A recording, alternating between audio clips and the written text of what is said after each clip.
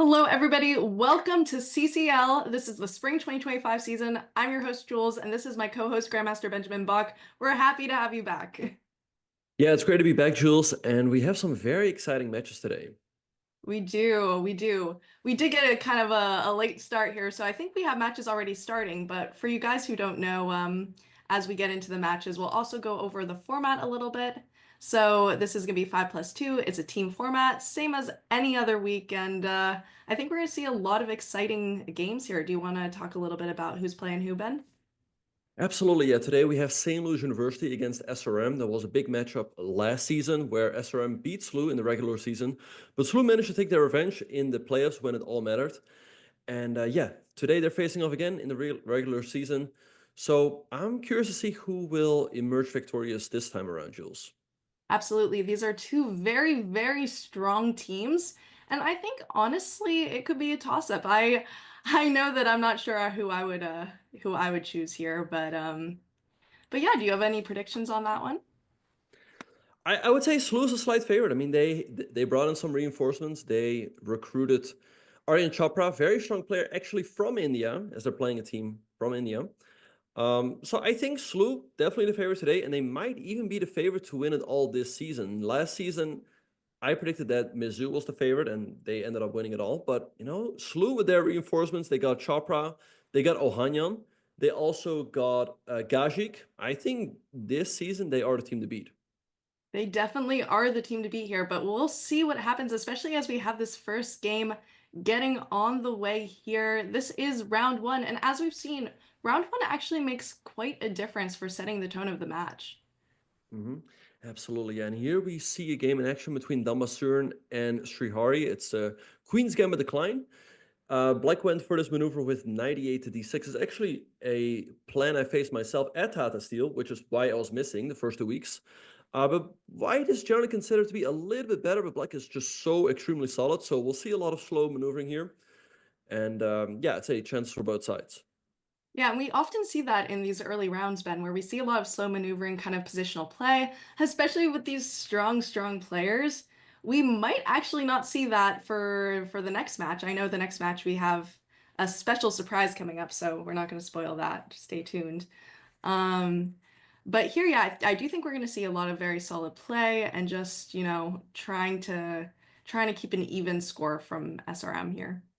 hmm Yeah, and I'm not too surprised to see Dalmasurin taking his time here. As the Eagle Bar indicates, White is having a slight advantage, but Black is just so solid that it's always difficult to come up with a plan. But I'd say often it's not a bad idea in positions like these to just make a waiting move like h3, pass Black the move, and make their clock start ticking.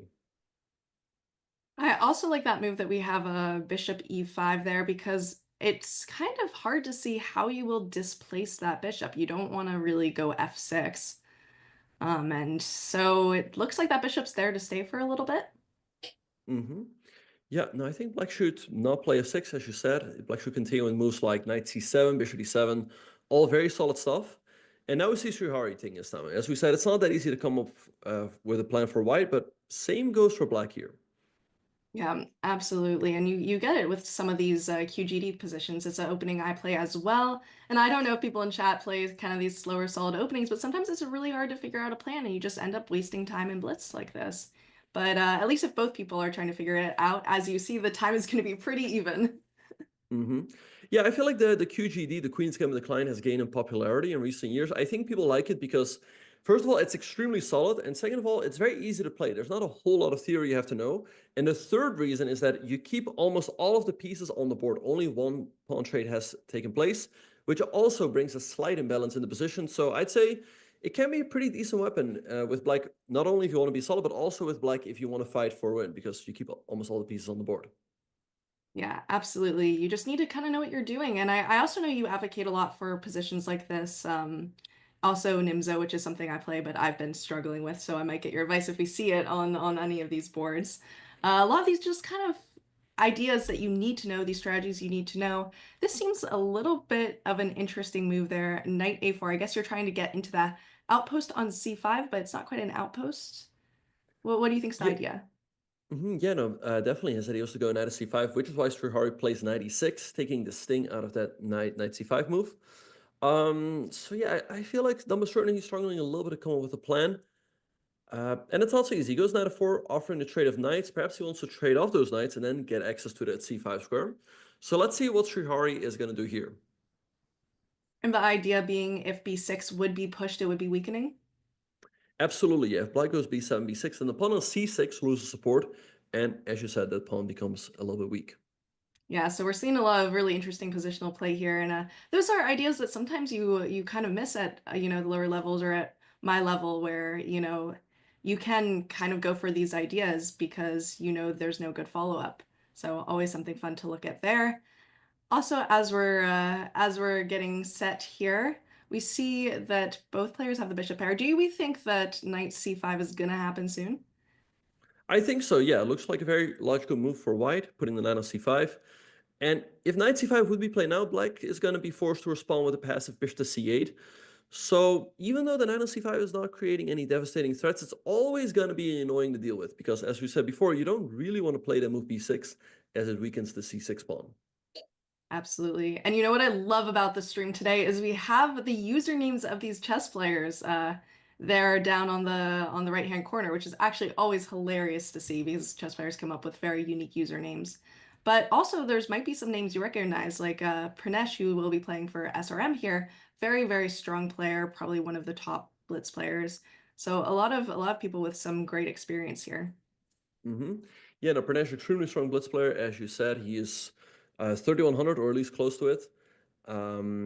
Yeah, Aryan Chopra, he's a player I don't see playing a whole lot online, but it's good to see him in the CCL.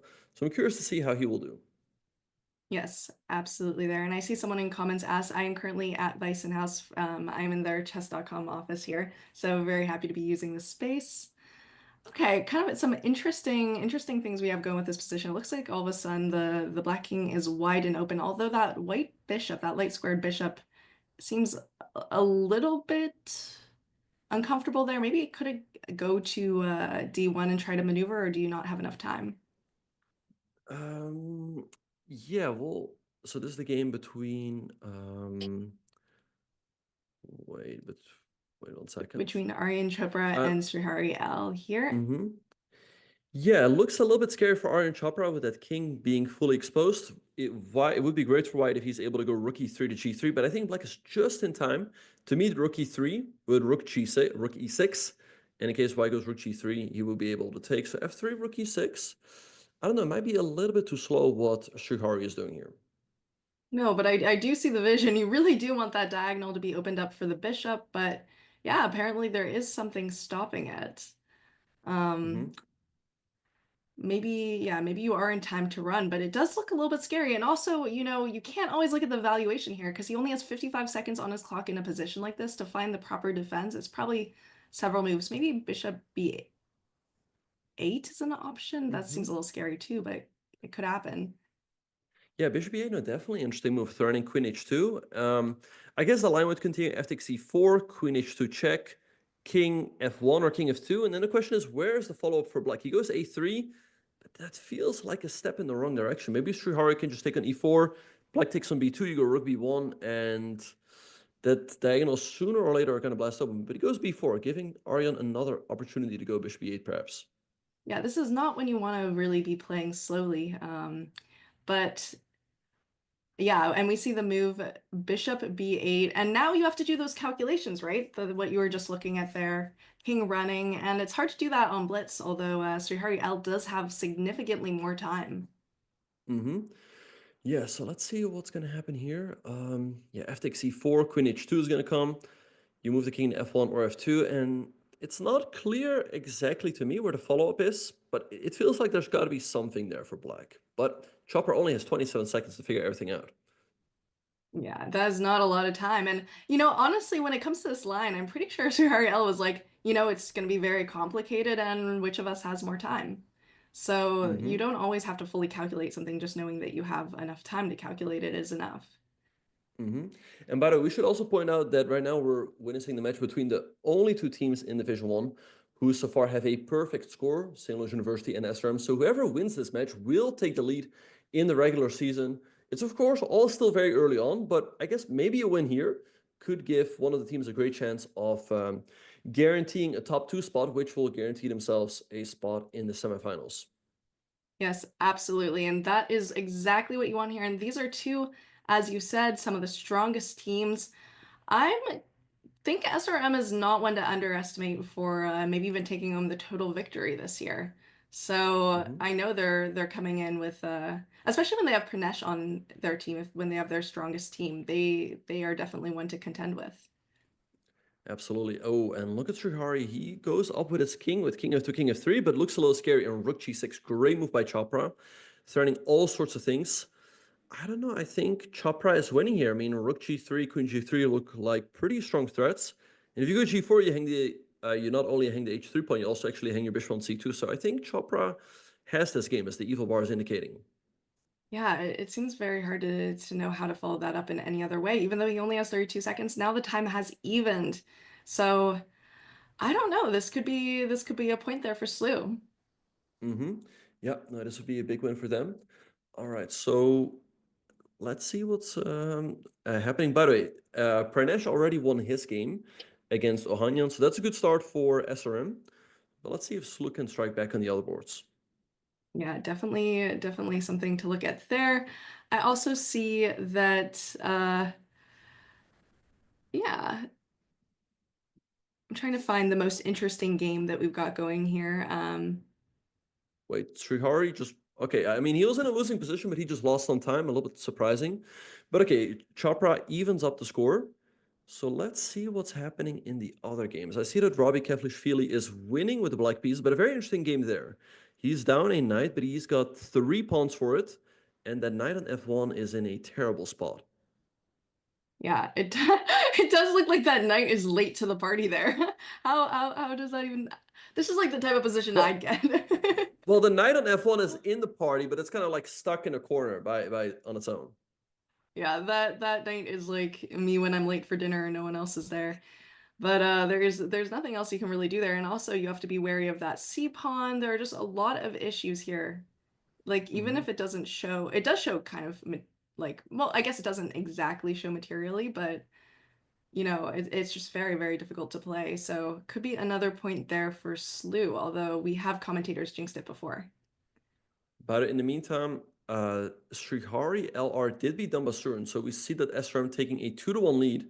So Robbie has to win this game to even up the score, but he has a good chance to do so. The knight f1 is under attack.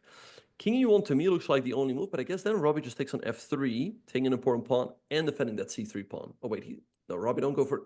Dude, don't go for it. Okay, yeah. It's good that he There's didn't no go for the way. draw. You always do two to get time and then keep it going. But you have to be Hmm. careful so you don't accidentally threefold repetition.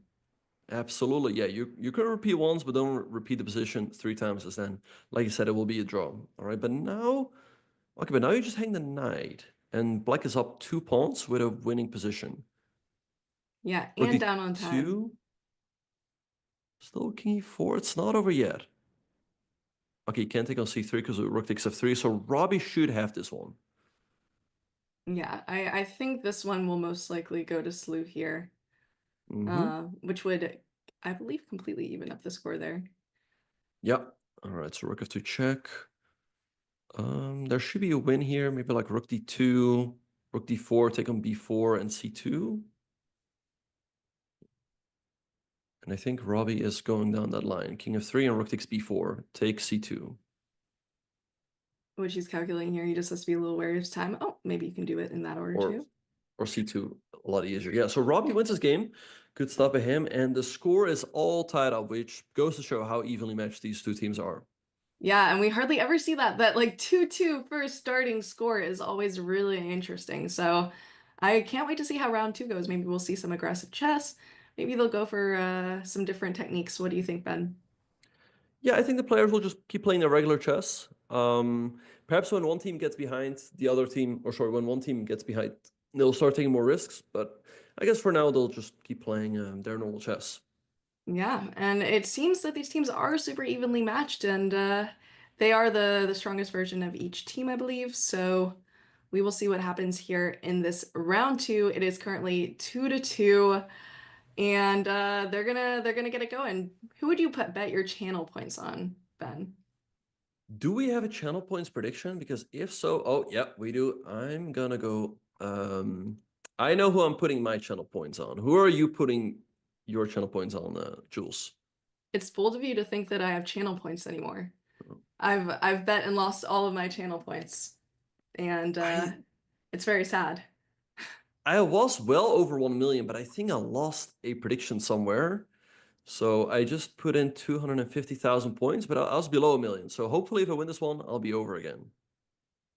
So, are you gonna tell us who you were able to put your points on? Well, since like 96% of the points are on one team, it should be pretty obvious now who I went Okay. all in on. Fair enough there.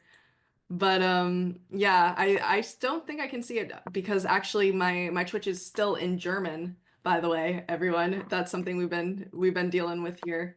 So I'm actually learning a lot of German very quickly with that.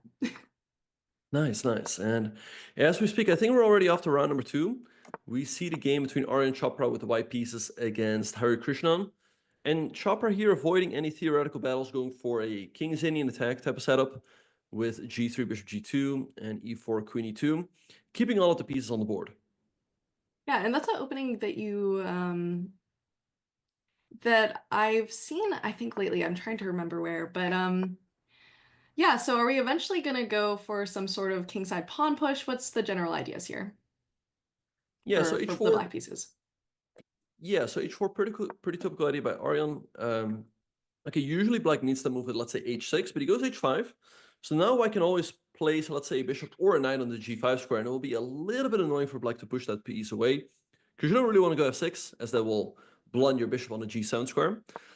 E5, a pretty typical idea by Hare Krishnan. So he's blocking his bishop, but now he's taking more control in the center. Yeah, so you get that nice central control. It will be kind of hard to push d4, which I know is what White's probably aiming for. Mm-hmm. Yeah. And when you don't really have these clear plans, then all of a sudden this position becomes super closed. Or maybe not. We see here with that central break at d5, which I'm guessing is the whole idea of this position here. And yeah, and now it becomes a little bit difficult because I know you're not really supposed to allow a d5. So what does White play for here? Yeah, so okay, we see a trade on the d5 square. Now white gets access to the c4 square with their knight, putting some pressure on the pawn on e5. So that's a pretty typical idea. You can also go knight h2 if you want to, kicking that bishop on g4 away. But generally speaking, I like these positions. I often play them, let's say, with colors reversed, because this kind of looks like a reverse King's Indian. So let's see how things will play out here. The computer doesn't seem to like rook e8, whereas to me it looked like a very natural move. Maybe knight g5 here for Aryan. Then he has the idea to go knight e4 and perhaps knight d6. Oh, that is interesting. And I guess that's one of the downsides of pushing h5 is you'd give that outpost. And now maybe you have some options here to open up the position a little bit. Mhm. Right. So yeah, the thing that players like, that King's Indian player like King's Indian players like here, is that almost all of the pieces are on the board, right? Only one pawn trade has taken place. There's a slight imbalance in the pawn structure, and there's plenty of plans for both sides. Computer does seem to hate that move knight b6. I wonder why though. It looks kind of normal to me. Maybe white can. I'm wondering what happens in case white goes a5. We see a trade on c4, but then white can get their bishop to the very active d5 square, from where it would put a lot of pressure on the f7 point together with the knight and g5. Oh, that is very interesting there. But yeah, and I guess if they don't go for that trade, then maybe that a5 pawn becomes very powerful. Would you push a6 or maybe not right away? What's the idea there if they don't trade? Yeah, no, absolutely. Like with a5, another idea would be to go a6. But knight is here also a nice move by Chopra, keeping that idea in the position to go a5 and a6. He's sacrificing the pawn on d3, and Hare Krishnan takes it. Okay, but now take. And I guess knight c4, a6 looks pretty dangerous for black. Yeah. I mean, you do get those knights active, and anything can happen because this is still 5+2 blitz, and these are very, very strong players. But it does seem like this position's turned really quickly. Hmm. Yeah, no, some really, really nice stuff here by Chopra. He sacrificed the pawn, but now he's putting some great pressure on black. Okay, so 95 played. Let's see what he's going to do now. There's bishop e4, but there's still queen c4 hanging on to the knight on the d5 square. Um, he goes a6 first. Now, black might be a little reluctant here to go b6, as that's going to weaken the long diagonal. Yeah. Oh, yeah, it does it does make sense, but what else do? You're gonna have to weaken it no matter what, which was probably the idea behind a6. There aren't a lot of really fantastic options. Maybe you could, I don't know, just take the L and go b6, yeah. Mm-hmm.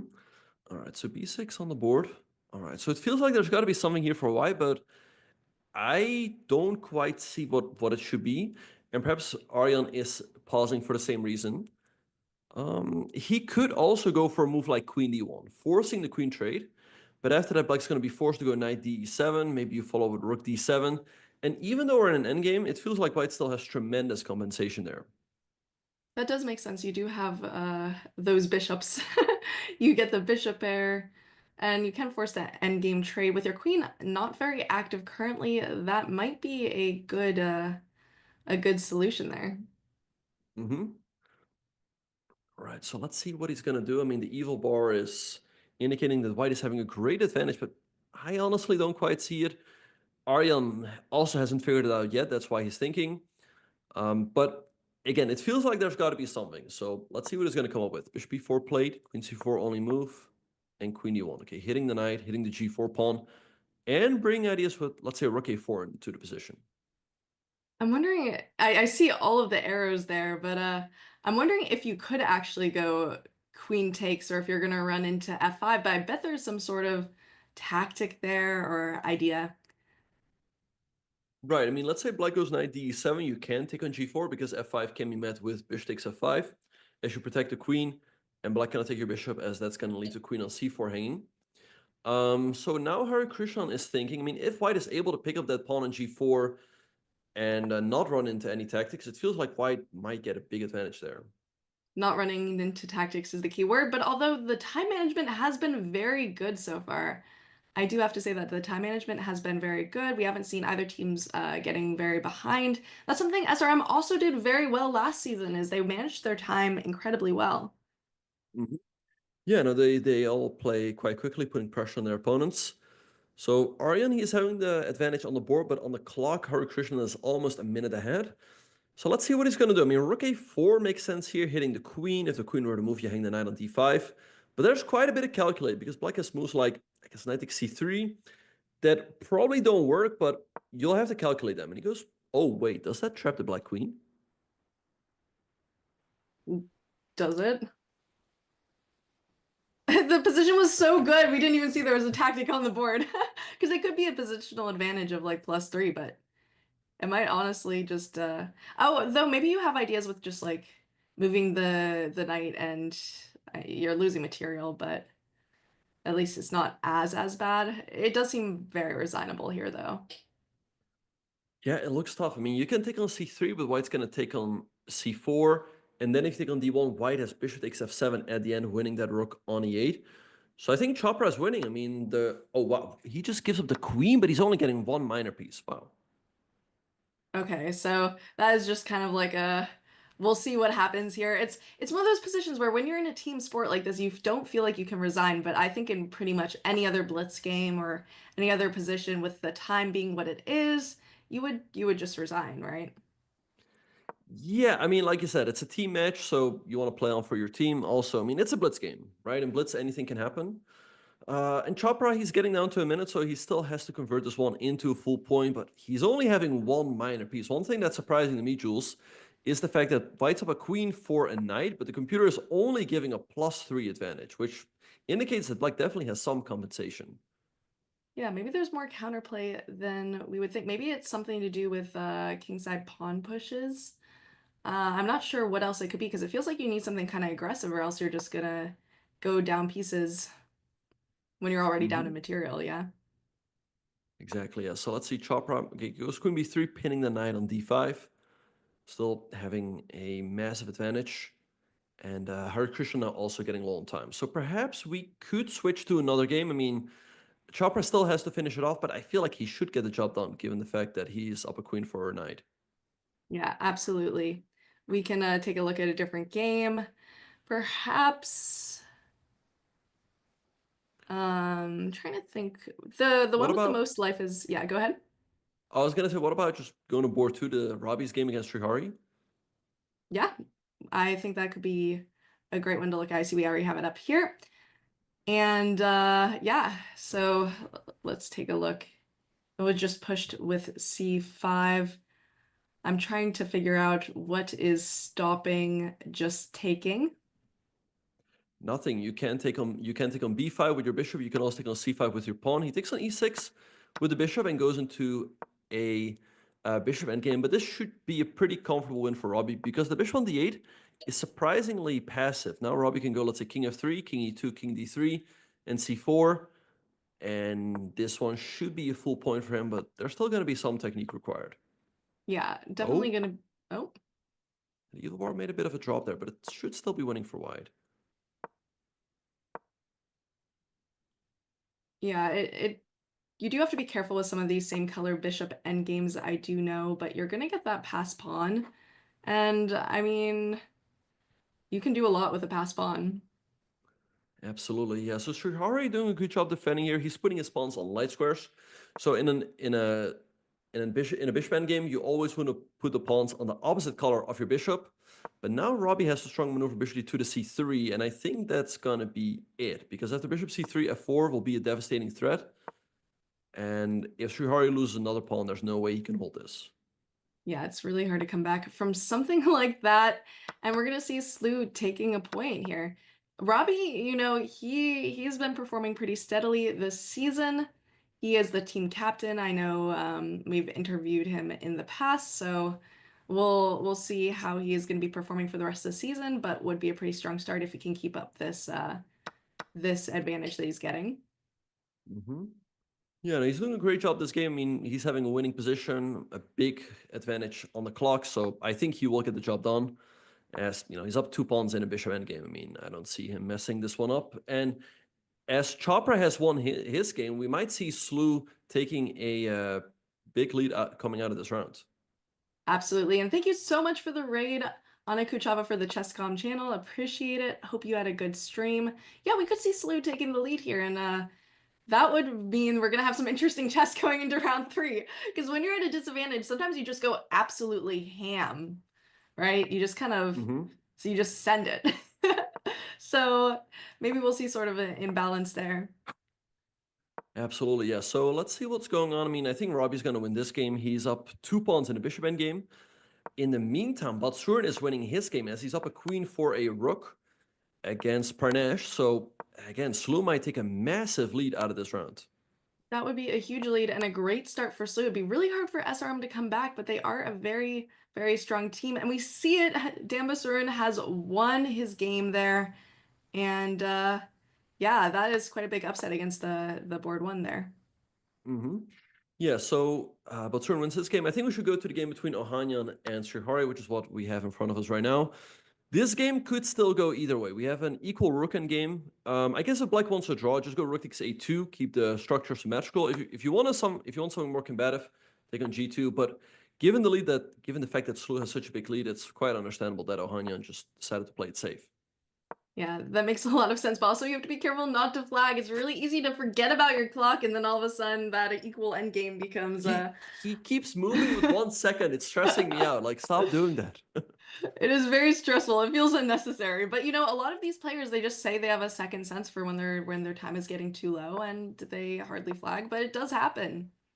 Right, right. And it's kind of funny, like so he's moving allowed 1 second here in this online game. Before the World Rapid and Blitz, there was also some training tournaments at St. Louis University to get ready for the World Rapid and Blitz.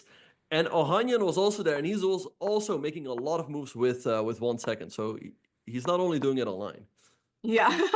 So we know there's some people that are just like time trouble addicts and they just really love getting into time trouble. But also he's managed to completely get back his time. So it does seem like he knows what he's doing here. And I love these because you have to try to flag them even though you have increment and it's really, really, really drawn.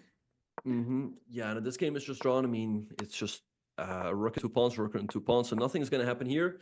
But yeah, SLU is taking a big lead. I mean, they won on the first 3 boards. Chopra won his game, Robby won his game as well, and Surin beat Pranesh. Big win there for SLU, so they are going to be taking a 3-point lead going That into the is second half of the match. a huge lead, Ben. That is a huge lead, Absolutely. and that could be kind of demotivating for SRM, but they could also choose to, take that and try to get some sort of aggressive comeback. I do know what they are capable of, so we'll see how that will be going into this next round. Do you have any predictions on if they're going to be able to come back or not?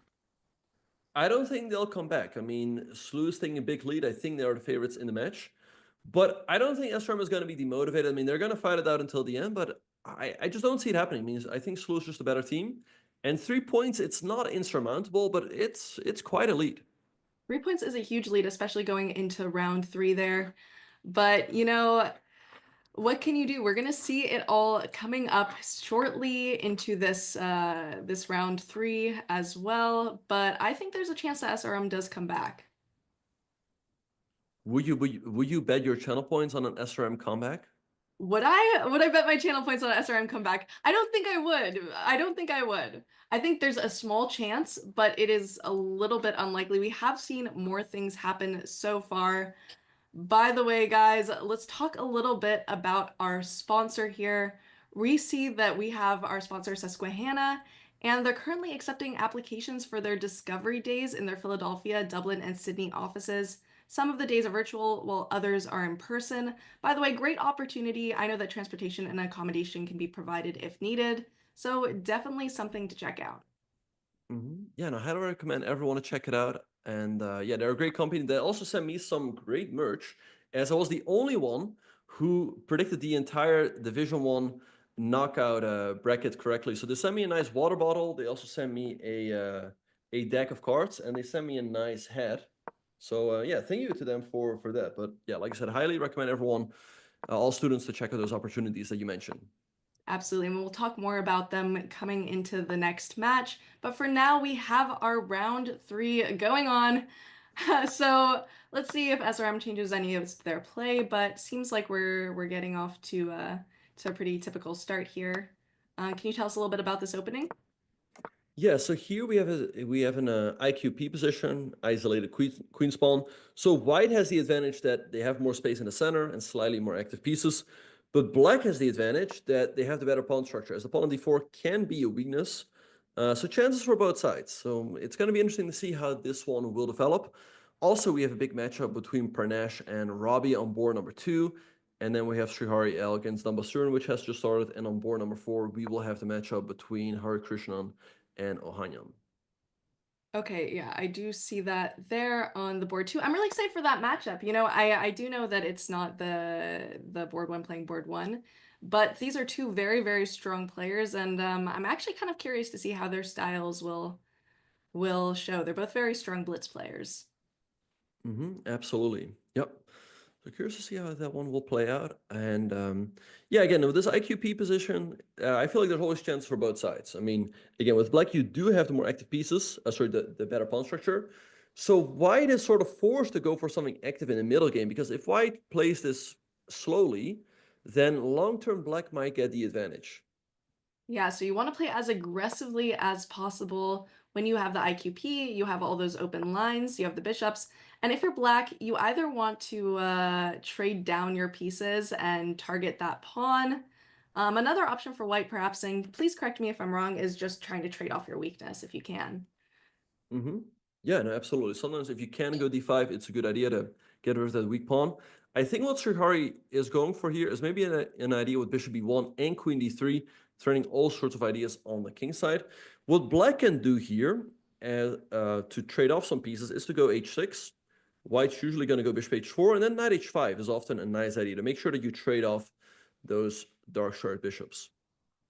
Yeah, and we're seeing a lot of structural ideas here. I think I have always hated playing with and against IQP positions, but it really does help when you do know the plans for this. And that move was probably to discourage Queen C2 and, just take control of the file.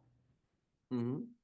Yeah, so let's see what Srihari L is going to do. Again, I like the idea of bishop b1 and queen d3, and he goes for it. Yeah, and we're gonna see it. And now all of a sudden there are some issues there that need to be taken care of. What kind of openings do you get these positions out of? You can get the structure out of a lot of positions. I mean, this started off as a semi-Tarrasch, but you can also get this through, let's say, the Pana variation, the Caracan, the Nimza Indian, many variations.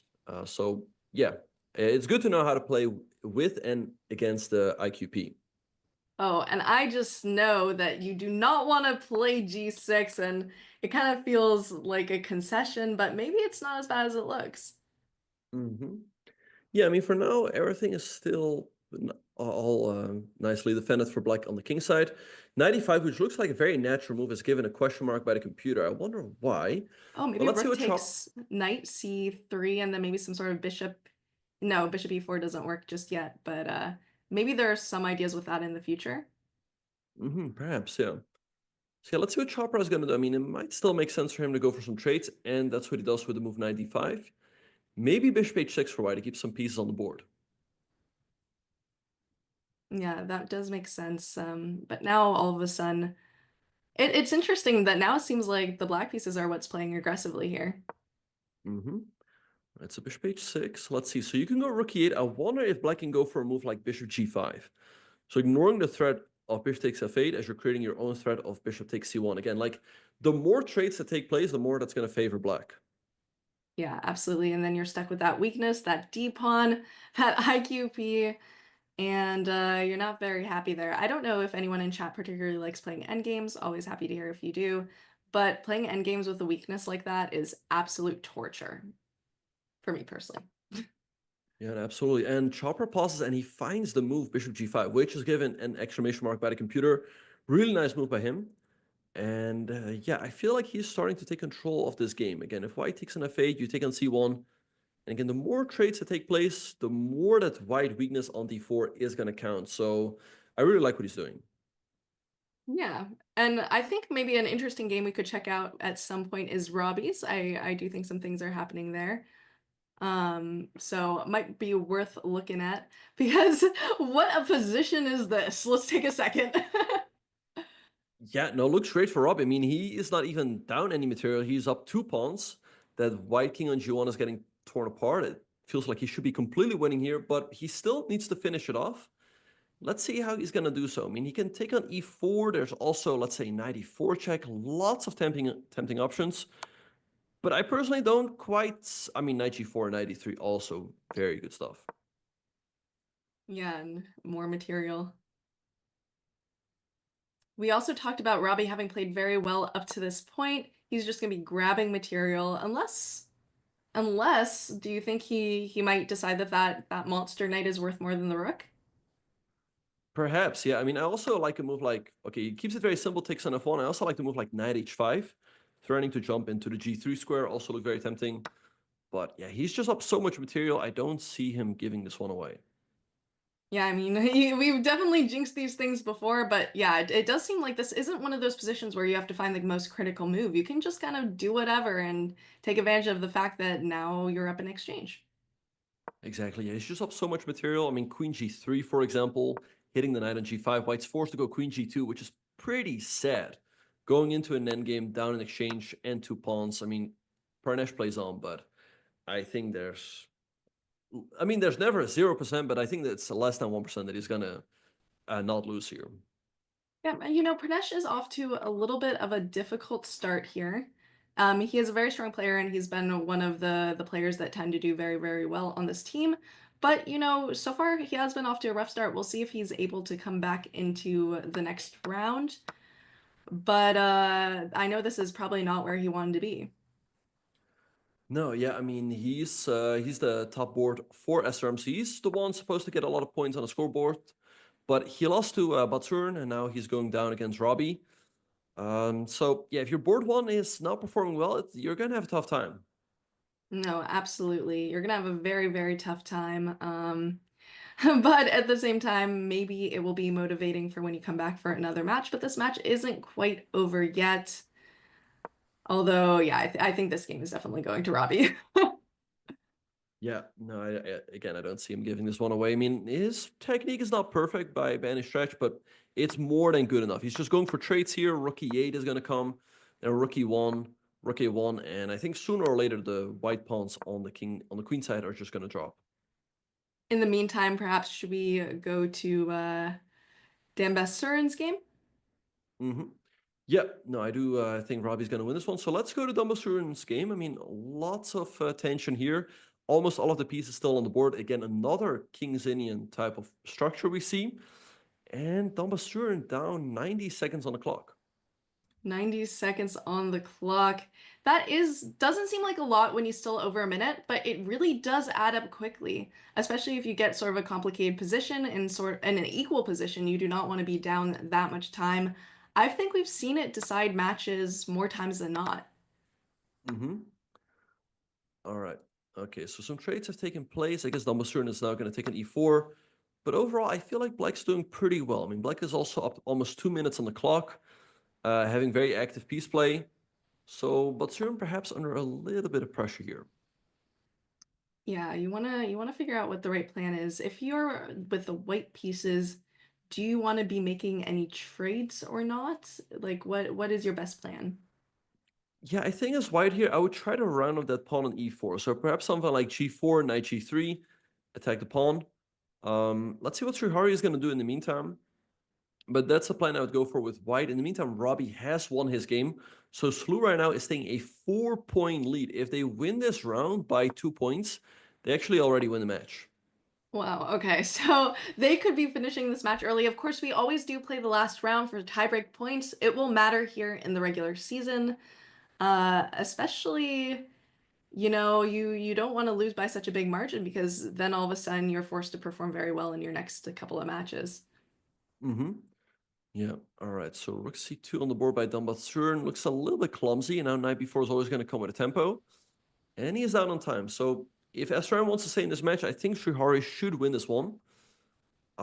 Let's perhaps go to a game we haven't looked at yet. The game between Ohanyan and Harikrishnan. I think Ohanyan is doing very well on the board, but he's down to 13 seconds. Oh, that is always the most interesting. I love when that happens because they have to convert this advantage with only 10 seconds to 2 minutes and 20 seconds. How did that happen, Ben? Yeah, I guess he just took a little bit too long early on, but he is having a great advantage on the board. So let's see if he can finish it off. Rook d1 looks quite natural here, hitting the pawn on d6. But yeah, the time is definitely an issue. Yeah, the time is a huge issue. And sometimes you see these players that are so good under time pressure, it doesn't matter if they have a good position, they can convert it. But I think it'll be very, very difficult. And it doesn't seem like the conversion's very clean or clear here. Mm-hmm. All right, so knight f7 hitting the rook a5. Okay, rook e1 is black side D, and oh, we see the evil bar drop. Ohanyan messing this up, and he's moved at 0.7 seconds. Oh, wait, I think he's getting Oh, checkmated. Bishop g2. Uh-oh. how do you escape bishop g2? You have to go g4, but he's in a world of trouble here.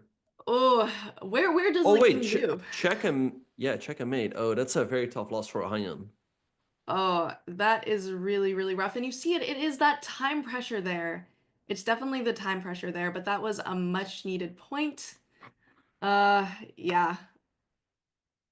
And we see it here. I think this is either our last game of this round or second to last game of this round. I think Yeah, all second to right. last game. Right, so win there for SRM. Let's see what's happening on the other boards. All right, so Srihari is better against Chopra, but time very low here. He's up a pawn, but anything can happen as the players are around 10 seconds. Yeah, up a pawn when you're down to 10 seconds, sometimes even up a queen isn't enough. You never know. But we just see repetition to get some time there, 7 seconds to 18 seconds, so pretty close in time, but you have to manage it well. And Aryan Chopra is actually gaining with this increment. hmm Yeah, no, Chopra building up some time on the clock, but Srihari doing a good job. He avoided the repetition. I mean, perhaps he knows that his team is behind, so he has to fight on. And also he's up a pawn. So now Chopra going for a think. I mean, he has some activity, but white's simply going to push those pawns forward on the queen side. Yeah, you just start pushing your pawns forward and you're very happy. There are always diagonals, that is true. And that pawn chain that looks pretty happy right now. Queen d6, aiming to go rook d1. Oh, check. Take the queen e1. I think there's queen takes f3 at the... Oh, no, he had to go queen takes f3. I don't know why he didn't do that. Now he's just lost, as the queen on c8 is just too passive. Yeah, I mean, Oh, probably just a little scared of those pawns. not over knight d5. There goes the pawn on c7. It should be... He can still win this game with black. If you lose the pawn on c7, white might be in trouble. But I feel like you should have some sort of threat, which is what you're looking for, but you only have 3 seconds to look, so you have to do it quickly. Queen c1, queen e1 is forced. I guess you trade a knight f4 and king f8. This looks great for black. I think he's just winning. Wow, and that happens so quickly, and that's what happens when you're in mutual time pressure. Anyone can blunder, and you do, it's 2 pawns to 3, but those pawns are doubled, so it doesn't really count, does it? Yeah, no, I mean, the problem here for white, indeed, those pawns are doubled. Black is a fantastic knight on f4. And I think what he's going to do is he's going to go king d3, king d2, king e1, and then eventually go h4 and push that white king away from the defense of the f2 pawn. And this should just be a win for black. Yeah, it should definitely be a win for black. And I think we're going to see it here too, because now all of a sudden the time has also evened. You still have to do what you can, but I would say that the chances of a comeback in this game are very low. Yes. Okay, so knight d3, he's going after the pawn on f2, but now I guess white has to try f4. I think it's lost, but if he wouldn't play that, then black would just bring the knight back to the f4 square. But yeah, this should just be a win for black here. Yeah, and that means that I'm also looking at the other word, Dambashurin is looks like to be winning that one as well. What an eventful round 3 as we're coming to the close of this year. Everyone's in mutual time trouble. Yeah, no, it looks like it's going to be a big win here for Chopra. That's going to further push SLU ahead. Robby has won his game. Dambasurin is winning his game. So I think if all those results happen, I think SLU already wins the match. Yeah, that would be crazy. I think we're going to see that. And with SLU, if they do win the match, remember, we're also going to see the round for tie breaks. So it's very important that SRM is able to come and get some additional points. Mm-hmm. Yeah. All right. So yeah, SLU wins the match with that result, if I'm not mistaken. But yeah, like I said, I mean, board points still matter for tie breaks at the end. But of course, match points are the most important. So big win for SLU. Big win for SLU there. Congratulations to SLU. They're still gonna be playing this out, and maybe we'll even see them loosen their tie a little bit, play some very exciting chess in this final round here. Now that it doesn't matter for the match score, but again, as you said, everyone really wants to keep up with those tiebreak points. Okay, wait. I'm seeing that the score is 7.5, 4.5. So maybe we spoke too soon. Oh, did we? Perhaps. Did Yeah, we I get thought they would. overexcited? Perhaps we did. I thought they would win the match because they were at by 3, and now they won by 2, if I'm not mistaken. I mean, Chopper won his game. Oh, wait. It looks like SLU did win the match. But Okay, we as we didn't get said, the last overexcited. round will still be played. Yeah. Yeah, absolutely. So again, congratulations. We are not rescinding our congratulations to SLU for winning the match, but we will see the last round and yeah, maybe we'll see some kind of exciting chess going on there. And then also a surprising fun next match for you guys, so stay tuned on that one as well. But they're gonna get right into these games here for this final round soon. Hmm. Yeah, not gonna see a comeback there, unfortunately. No, yeah, no, that's not gonna happen. And yeah, Robbie doing a great job as the captain. He is 3 out of 3, really doing what he's supposed to do. Chopra, in the meantime, also doing a great job as he is on 3 out of 3 as well. Can we have a moment of appreciation here with our commentators and in chat for Robbie's username Groovy Kettle? I wonder where that even comes from. I'm sure I've heard it before, but well, do you know the story? Yeah, I think he wanted to create an account and he put in like Robby Kevlishvili. It said it was taken and it suggested to him Groovy Kettle. That is supposed to be close to Robby Kevlishvili. And he just took it. So yeah, that's how that username was born. That's not what I would have expected, but that is an absolutely great story. Very close to his name. It was correct there. But you do see a lot of really, really interesting names here. We see a losing experience. Some very strong names here. Bag, someone is just bag. Right, right. Yeah, I think there's also this guy on Chess.com. His username is something like trying to lose or like playing to lose, something along those lines. It's like, dude, aren't you trying to win? It's like, no, playing to lose. No, you're not trying to win. You're playing to lose. I guess maybe it's like reverse psychology. If you think they're trying to lose, maybe you'll play a little bit later. Perhaps, perhaps. Anyway, we're off to the last round of this match. I like what Chopra is doing. He's having a risk-free advantage with the two bishops against the bishop and knight. It's very solid stuff here. All the games are underway as we speak. So yeah, let's see what's going to happen in this final round. Let's hope for some exciting games, as you know, it doesn't matter anyway for the score. And I think we could definitely see it, although sometimes it can be a little bit demotivating to have to play this final round when you already know that the match is done. But this is not the first time it's happened. It's actually pretty common that once you start going down a few points, it kind of goes downhill from there. Yeah, and again, the SLU team is just very strong. I mean, especially with Chopra and Ohanyan. They're a very well-rounded team with GMs on all boards, right? I think Chopra actually is a little bit underrated with his Chess.com rating at like 2880 because his classical rating is like 2620. So he should definitely, if he plays regularly, he should definitely be over 3000. Robby, he's been a veteran at this point in the CCL, but Surin also has gained quite a bit of experience in his 2 years. And Ohanyan, he's also a regular. So again, I think SLU is definitely the team to beat this year. They are the team to beat, but also they have to come back with Mizzou there, and we have so many strong teams coming. I think it's gonna be a difficult battle all around, but this is a great showing against SRM, which is also a very, very strong team. There is a chance that SRM, who's been doing very well so far, would also come back, and then, once the regular season is over, all that matters is those playoffs. So anything can happen. Absolutely, yeah. But I think it is going to be between Mizzou and SLU again this year. Mizzou, they're always a super strong team, and they still have, Aryan Tari, they have Antipov, they also have like Luka and Ijek. So pretty similar team as last year. I think that match is going to be a close one. But again, I'd give the slight edge to SLU this year because of the reinforcements they got during the winter break. All right. Well, we will see. We'll see. We also know that you're a little biased here, Ben, on the teams you root for.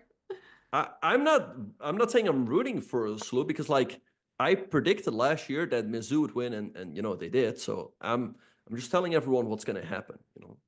Okay, okay. And to be fair, I always like to bet against Ben because it's fun, but then I also lost all my channel points.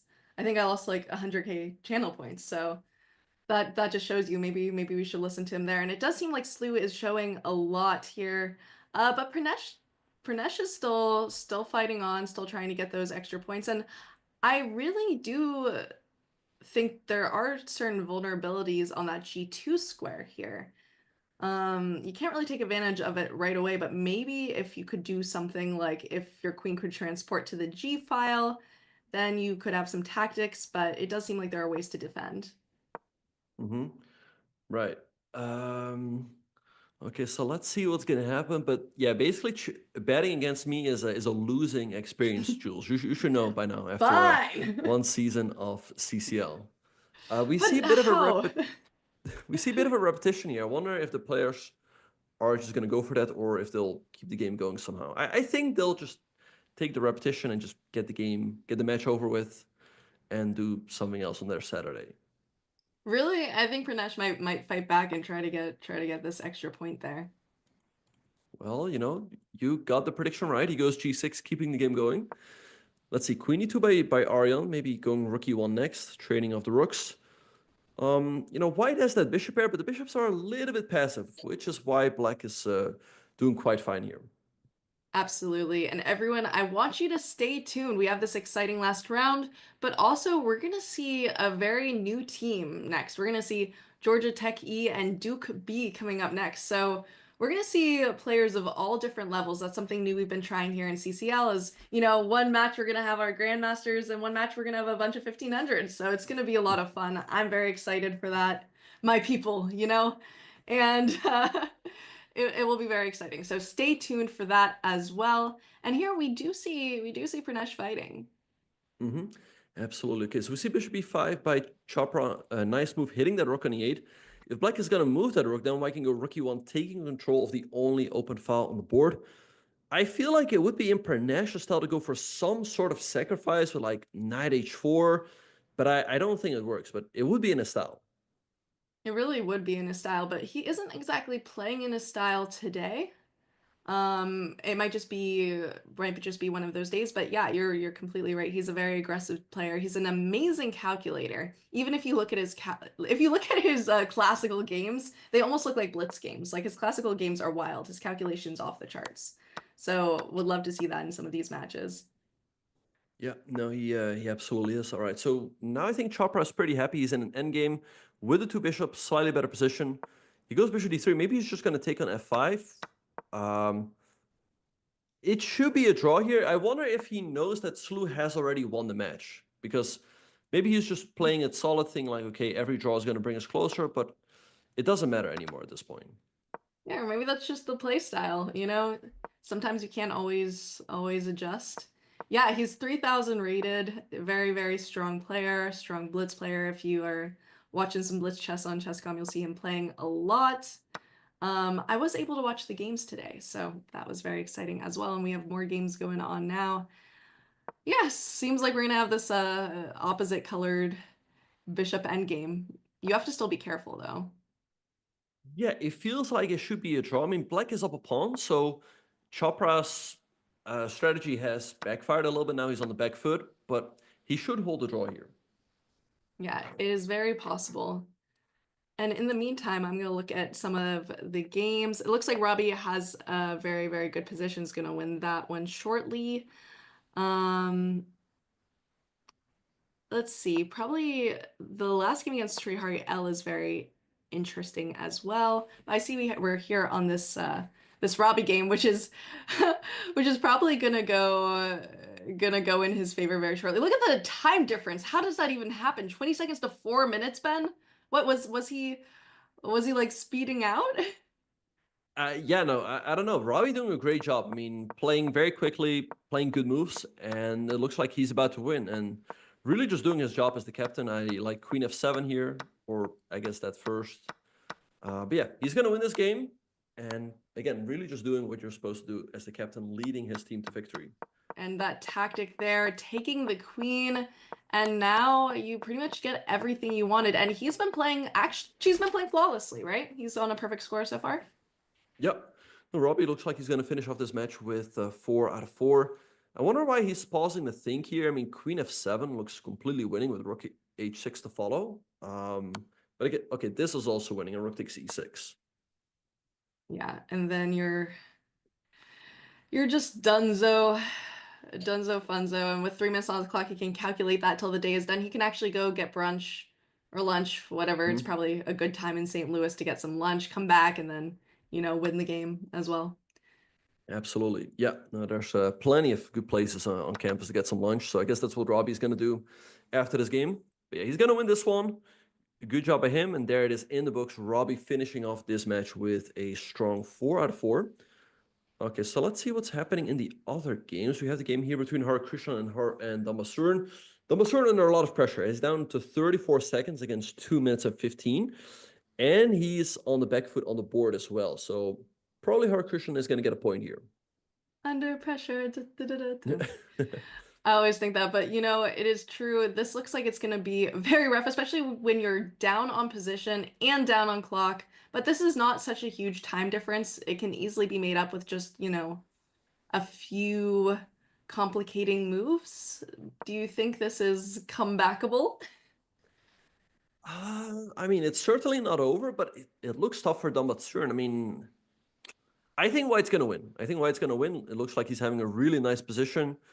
Also putting a lot of pressure on the block on the clock, so I don't see him holding this. Bishop takes c6 looks pretty good here for White. Yeah, very, very possible. And we see it there. Yeah, I don't think he's gonna hold this either. I cannot drop another rhyme, but my birthday's coming up soon, and I will request a birthday song from Grandmaster Benjamin Bach, so we'll stay tuned on that one. I know we have CCL for my birthday, so Oh, nice, nice. we'll When is we'll your see on birthday, that you one. said? March 22nd.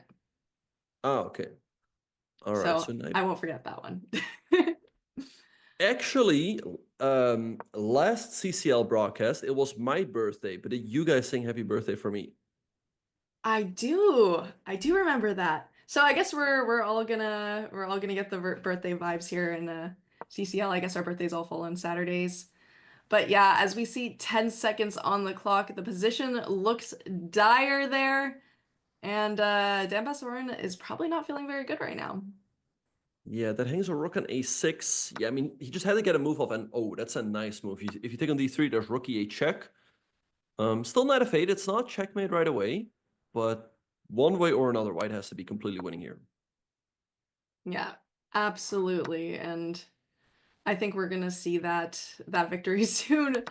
Um, yeah, you're just very happy. And we see it by resignation. Then here on this last board, this is a pretty interesting position. That king is wide open, but you're down so much material. It looks like a sacrifice gone wrong. Yep, no, white is down two minor pieces, and it looks like that black king on h8 is not getting checkmated. So I think Aryan is simply going to win this game, as the evil bar is also showing a massive advantage for black. So with that, I think SLU is winning this round as well, with 2.5, 1.5. And they're going to be winning this match with a massive score. Let me think. It's going to be, what's the score going to be, Jules? 11 to 11, 5? I think 11 to 5, yeah, which is a huge score, especially against such a strong team like SRM. I'm wondering if SLU just brought their A game, or maybe SRM didn't bring their best showing. I know especially some of their top players usually score a little bit better, but they've been doing very well this season still, so there's a lot of life left in them, and they'll probably come back in the playoffs with a vengeance. What do you think, Ben? Yeah, I mean, the SLU team is just proving how strong they are. Again, they got some really nice reinforcements. Perhaps SRM didn't bring their A game, but I think it just really goes to show how strong this SLU team is. And again, I think they're the team to beat. It's gonna be a close one this season between SLU and Mizzou, and it's still very early on. But I think SLU right now is taking a huge step towards locking in a top two spot and making it to the semifinals. As not only do they win this match, they also win it with a big margin, and those board points are also always going to come in useful. Absolutely. And everyone, stay tuned. We have something very exciting. We're going to be seeing some of the lower division matches coming up next. Georgia Tech E versus Duke B. Very exciting. We're going to see some pretty fun chess. So stay with us. We're going to break. We'll be right back.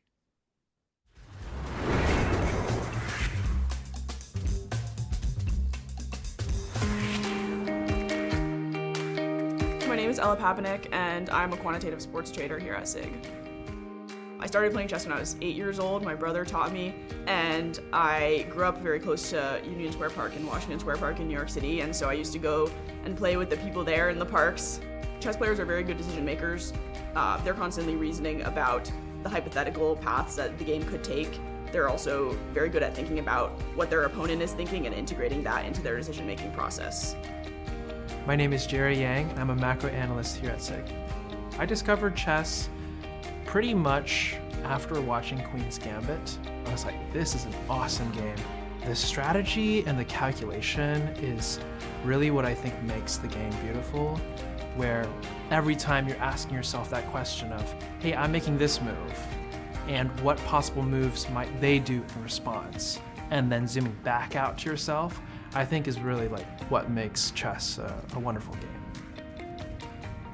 In chess, you often face situations where you have to make decisions under time pressure, and so you're not going to be able to realistically assess all of the options, but you still have to think through what matters and what doesn't matter and make a decision off of that, which is a common thing that I have to do in trading. I do use that reciprocal thinking on my day-to-day, where I'm asking myself that question of, hey, what are other people going to do in stock markets and other markets, etc. I need to be extremely cognizant of all of these other pieces on the metaphorical chessboard in order to distill that into one hey, like this is the driving narrative, this is what's going to happen, and this is what's important for trading.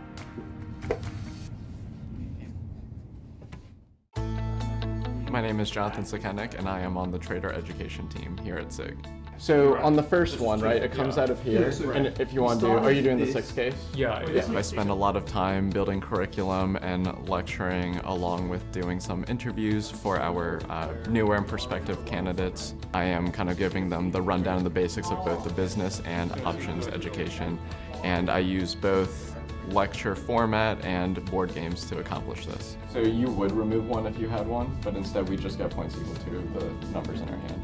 The idea of using board games kind of started off with how the company was founded, using poker and poker principles. I'm able to kind of form a plan of just using board games to allow people to experience a lot of different situations and help them express themselves and guide them through those sorts of processes. So instead of just keeping them in the option space to get them better at options, you can kind of work on very focused efforts if you choose the right board game.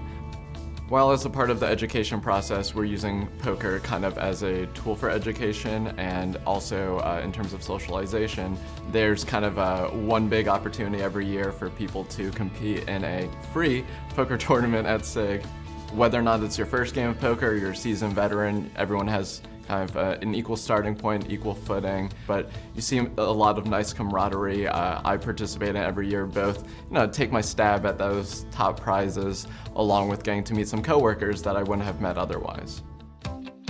I think gaming is such an essential part of SIG culture because gamers are often people who have a sense of grit, who are passionate but also persistent, and they'll take the same thing over and over and over and iterate it over and over and over to get better and better. Playing games, doing puzzles, doing math problems is all a very core part of the culture. So it felt very natural for me because that was something I had been thinking about throughout most of my life. And so it was cool to kind of meet a community of people where asking those questions was very natural and people wanted to reason through those kinds of things with me. SIG is a fantastic opportunity, whether you're a gamer, whether you just have a lot of entrepreneurial spirit, as long as you are ready to be in an environment that kind of sees you for who you are, helps get you to the place you want to be, and really just care about your growth and development while having a great community, SIG is the place for you.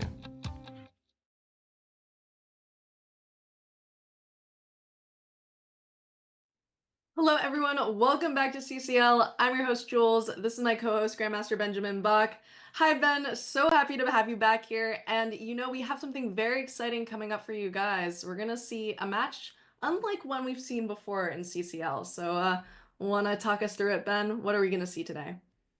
Yeah, we're going to see a very exciting match in Division 15 between Duke University B and Georgia Tech E. So we're giving these players an opportunity to, in the spotlight. Usually we only focus on Division 1, but it's great to see these players in action for a change. Absolutely, and it's also fun to see players that are, a lot like a lot of players on Chess.com. You don't always have to cover the top players, and we're gonna see some really fun blunders. We're gonna see some really fun brilliancies. So I'm very personally excited for this one. And yeah, I can't believe Georgia Tech has a E team. Does that mean that they also have a ABCD team? Yes, yeah, I mean, they have a lot of teams. And yeah, it goes to show that I think if you have a chess team, if you can get some people together at your university, sign up for the Collegiate Chess League, as you never know, you might make it on their broadcast. You can call up your family, your friends, be like, yo, come and watch this. We're going to be playing in front of thousands of people. So it should be good fun. And yeah, I'm excited to see what type of chess we will see. Absolutely. And I remember when I was in college and I did my first match on streaming for the first time, I actually was at my chess club while I was doing the match. So they put it on the big projector in the little math building and people were rooting me on. I was on my little computer. So it is a lot of fun and there are some cool ways to watch. I think it is also very exciting for players who, aren't really used to being on streams. I know that was a cool moment for me. So I don't know. I think we'll see some fun stuff. Also, perhaps we won't see a lot. I wonder if we'll see very defined openings or not at this level. I think we were told it's around the 1500 level. What do you think, Ben? I think the players are just going to stick to their pet openings. Just stick to whatever you think is best. But yeah, being on broadcast might definitely add some pressure to the players. And as we speak, Jules, we are off in the game between Alex Elbow and Chris. Chris opening up with the Owens defense with a quick e6 and b6, fianchettoing that light square bishop. Yeah, and you called it when you said their pet openings. I remember I had to prepare against someone who played this over the board once. So people do play this, but wow, we've got a quick F5 here, and it seems pretty aggressive, but I'm not sure there's an easy way to take advantage of that. Mm-hmm. Yeah, I like what Chris is doing. He's opening up the diagonal first light square bishop. We see bishop d2 by Alex. Let's see what Black is gonna do here. I expect he's gonna castle kingside. And the big question is, how are you gonna develop that knight on b8? If you develop it to c6, you're gonna block your bishop. Otherwise, you're gonna have to go d6 and knight d7. Yeah, and now that light square bishop is looking super nice. I'm not really sure exactly, yeah, the best way to develop here for white. By the way, Alec is the team captain there, for Duke B. So really representing here, and they're keeping up some good time management. Okay, we're not castling on the king side, are we? Mm-hmm. No, he goes rook g1. He wants to blast things open with the move g4, but looks pretty interesting what he's doing. h3, queen e7, and I think Chris also is gonna go queenside castles because he realized that, hey, white is trying to open things up on the king side. I don't want to castle right into it. Yeah, and I do like what Alec is doing here. You're playing very aggressive. He's not scared at all, and kind of this queenside castle will make it a little bit slower. But he took away the opportunity to go for any sort of kingside castling. Mm-hmm. Yeah, and so far they're playing pretty good chess. I mean, we see that after most of their moves, the evil bar just stays where it was at, indicating that they played the best move or one of the best moves. So they're playing some good chess. So they're not intimidated by being on broadcast. That's good to see. Absolutely. And also, not only good chess, but this is such a weird position that there is no prior history or games, probably not a lot of games in the database in this position. So they're kind of having to make it up as they go. And that's when we see some of the most interesting or innovative ideas. Mm-hmm. All right, so a3 play by Alex, stopping knight b4 or queen b4. And I think now it is going to be time to go queenside castles for white. He can also take an f5 first. So let's see what Alec is going to do. There is a risk. I was going to say I'm glad he queenside castled there because sometimes you just want to completely push your pawns and be aggressive, but it would not be good in this scenario because your king's more open. But just going for this queenside castle, I think they're playing very, very well so far. D6 here. You could just kind of ignore that and take F5. Probably wouldn't ignore it that way, but I think it's still very doable. Mm-hmm. Yeah, queen c3 also a good move by Alec, keeping all of the tension in the position. And I guess at some point there will be a trade on e5. Somebody asked in the chat, why are there 15 divisions? Joe said there's actually 24. But yeah, I mean, there's just all of the divisions are based on people's strength. And we just want to give as many people as possible an opportunity to play in the Collegiate Chess League. So it's great to see. I mean, all of these the teams we see in Division 1, for them it's perhaps a little bit more serious. A lot of those teams are backed by scholarships. But I guess for most people it's just a fun activity, with their friends on Saturday afternoon. So again, if you have a couple friends that play chess at your university, get a team together, sign up for CCL, as it's great fun. Yeah, absolutely. Take a look at that. Check it out. I mean, I think it's a great opportunity. I was a collegiate chess ambassador, but I was not in their CCL program because we didn't have a team. But maybe if I'd known about it sooner, I could have arranged a team. But it shows that any levels can have teams. So go for it. You might end up on broadcast being critiqued by me and Ben or shown brilliancies. So we'll see what happens there. This still Okay, looks so like a fairly neutral position. yeah, I think both players are playing some good chess. Queen takes e5 is the move I would play. I would not take with the f pawn, as that's gonna give Black a passer. He takes the f pawn. Okay, now Black could already push that pawn forward. Let's see if that's what Chris is gonna do. Yeah, it is definitely a possibility there. I mean, you have some issues when it comes to defending your pawns here with the white pieces. The time management has been fairly good so far. Um, I don't know, at this level, you might not even have to worry about defending your pawns too much, but I would worry about like maybe bishop d5 at some point or just some sort of active move. Mm-hmm. All right, okay, we see rook to d7 by Chris. He's doubling up the rooks, but the drawback of that is that, like, you can put another rook on d8, but I don't quite see what the rooks are going to be doing there. I think, again, you should put your money on the f-pawn, just go f4, push that pawn forward, as I think that is going to be Black's biggest asset in this position. Yeah, absolutely. And kind of playing it very well here. How Let's take a look. You can go for the check. You can try to open it up a little bit. Are there any simpler moves? Maybe just doubling the rooks could work. Mm-hmm.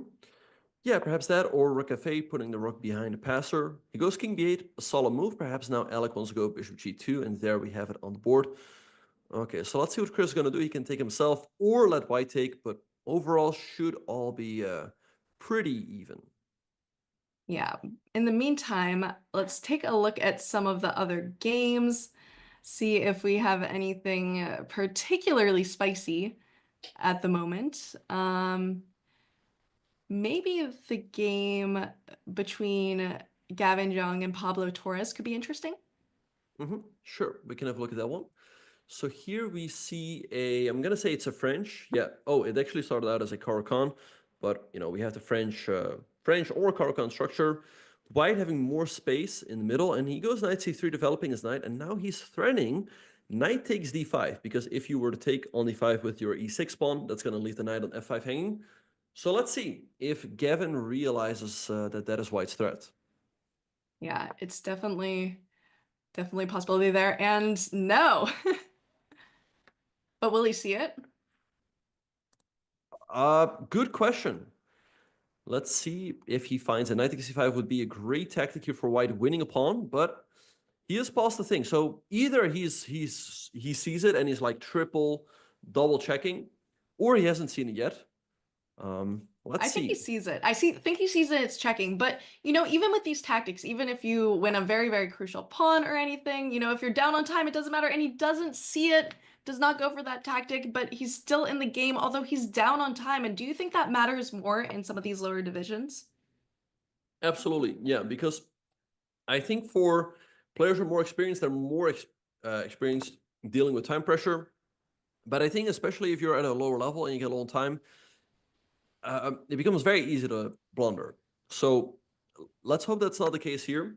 Yeah, let's see how they will deal the time pressure. But I think especially at this level, you should really manage your time well.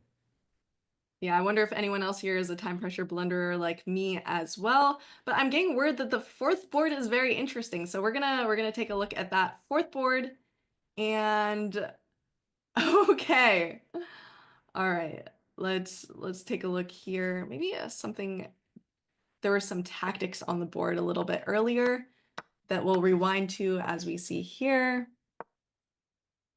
Well, Black hung a rook. I mean, knight f3 was played, and Black moved their bishop, hanging the Okay. rook on d2. So yeah, looks like Aditya is going to get the win here for his team.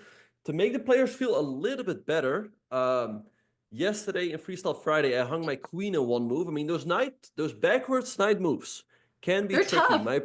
They're tough. My opponent, he had a knight on c4, and I played queen a3. But my opponent also didn't see it. So, just making everyone feel better here, even at the Grandmaster level, it happens. Backwards knight moves are the trickiest. It really does happen. You hang your queen, you hang your rook, you hang your pawns. But I wouldn't say that it's over just yet. I mean, maybe with this tide difference, a minute to 3 minutes, it pretty much is over. But at this level, anything can happen. I've come back from rooks, I've come back from queens before. It does happen. So, that's the interesting thing about looking at some of these lower divisions. It's not over till it's over. Yeah, but I think Aditya is going to win this game. Talking about things being over, I think another game that's over is the game that we looked at first between Alec and Chris. Now Chris is up a rook in an endgame, so I don't see him messing that one up. Yeah, he's just going to collect the pawns on the king side, and it looks like he's going to get the win for his team. And we haven't checked out the... Oh, okay, so we're back here. Yeah, we also haven't checked out the third game between Kyle Zhu and Tony Kauya if we want to take a look at that one. Yeah, let's take a look right here. Yeah, I think Tony is playing a pretty solid game. He's up a pawn, putting some nice pressure here. Bishop takes c5 is the move I would certainly play. You don't really want to take the pawn, as that's going to block your bishop. But really nice stuff here. c3 is hanging, a2 is hanging, so nice game by Tony. Yeah, and you didn't want to go f4 because you just, I don't know, take the knight and everything's a little bit weak, but just grabbing up another pawn, you have to be a little bit careful, but take with the queen again, just keep the pawn structure together. And we see it, just actually some very, very strong, solid chess. See threat, make threat. Yeah, okay, now he's going to have to move the queen, but yeah, really nice game so far by Tony. Let's see if he can convert this into a full point. In the meantime, Chris has won his game by against Alec. So that means we have a lead for Georgia Tech E. So, and if Aditya would win as well, that would mean they might be taking an even bigger lead. Absolutely. And you look at an eval like this and you're like, okay, it's over. But you know, at this level, or at a lot of levels too, when you're only up, you know, some pawns, you can't always take advantage of that passed pawn, although that's exactly what he's trying to do, take advantage of that passed pawn, and doing it well too, has the right ideas, the right plans. Tony's playing this really well. Yeah, he grabs another pawn. He's up 3 pawns now, and that c pawn is super strong. Okay, f5. I think Cal doing a good job trying to create some counterplay, but yeah, if Black just goes c2, I think the counterplay is just coming a little bit too late. When I first started playing a little bit more seriously, like 2.5 years ago, and I was like 900 Blitz, the first thing that someone told me was stop hanging your pawns. Because sometimes at these levels, you're like, pawns, it doesn't matter, I'll just go for the attack. But they really add up, and you see it here. Not only are you down material, but also just positionally losing pawns can be very problematic. Absolutely. Yeah. So, yeah, Tony up a lot of pawns here. I like queen c4, for example, just trading up the queens going into an endgame, and he plays that move. Good stuff by him. Yeah, I don't see him giving this one away. No, and he's just been playing flawlessly. Also, some people shine in pressure. There are those people who just play very brilliantly under pressure. It's the best type of person to be. We all wish we were like that. But there are those types of players that really come alive under pressure. Absolutely, yeah. All right, so let's see. Tony still has to finish this one off, but again, since he's up, I mean, rook b1 is just GG. So that's a, yeah, and there we have it on the board. So this game is about to be over. Good stuff by him. So we see Georgia Tech taking the lead, but now Duke also getting a win. We still have one last game ongoing, but it is going to be going Aditya's way unless a miracle happens as he's up a full rook. A full rook, and also look at the time, which the time, as we've said, has made such a difference here. Yeah, I think this one is going to be for Aditya, and that is going to be also a bigger advantage towards Georgia Tech E, who's killing it so far. All right, so yeah, just maybe now push the pawn, h4. Either way, Aditya is completely winning here. He's up a rook. So it looks like Georgia Tech is going to be taking a 3-1 lead coming out of round number 1. I think they are the slight favorite to win this match, but, you know, Duke still has a chance to come back. No, for sure. 3-1 lead is not insurmountable. We've seen people come back from more. That being said, you know, it's their first time on stream. Maybe some of the pressure of it could be a bit difficult to handle. But we'll see as we come into round 2, as this game is probably wrapping up soon. All right, just knight takes c6 here when your material traits are good. He takes the pawn on c4. And yeah, I think at this level, nobody is messing this up. So Aditya is simply going to win this game. I think stalemates really only happen at like this 3-digit level at like 1600. That's not going to happen anymore. Stalemates only happen at 1600. Is that what you think? No. I said it. I think it only happens at the 3-digit level. It's not happening anymore at 1600 level. Okay. I fell into a stalemate trap in my last over the board tournament, so that one hurt my soul. But it definitely does happen at times, and it can be difficult. And as we see, a point goes to Aditya. We're going to see them take a heavy lead coming into round 2, which they have to play right away, which is also a little bit psychological, right? If they're playing right away after maybe a tough round, it could be hard for Duke University B to come back from that, but it is their B team. If the B team ever wants to make it up to the A team, they've got to be showing some strength here. Yeah, Georgia Tech is looking a little bit stronger here. So yeah, let's see if they can keep up their lead as we now get ready for round number 2. But Jules, to make you feel a little bit better, even the best players in the world sometimes fall for stalemate traps. I mean, even this guy Magnus, he fell for a stalemate trap. You know against whom? Who? Well, it was against me at the World Blitz. Tell us about it. Well, I was completely lost in a pawn and game, but the thing is, I didn't even see the stalemate trap from afar. It just, yeah, sort of happened. I got extremely lucky, but it goes to show even the very best players in the world, they can fall for stalemate traps.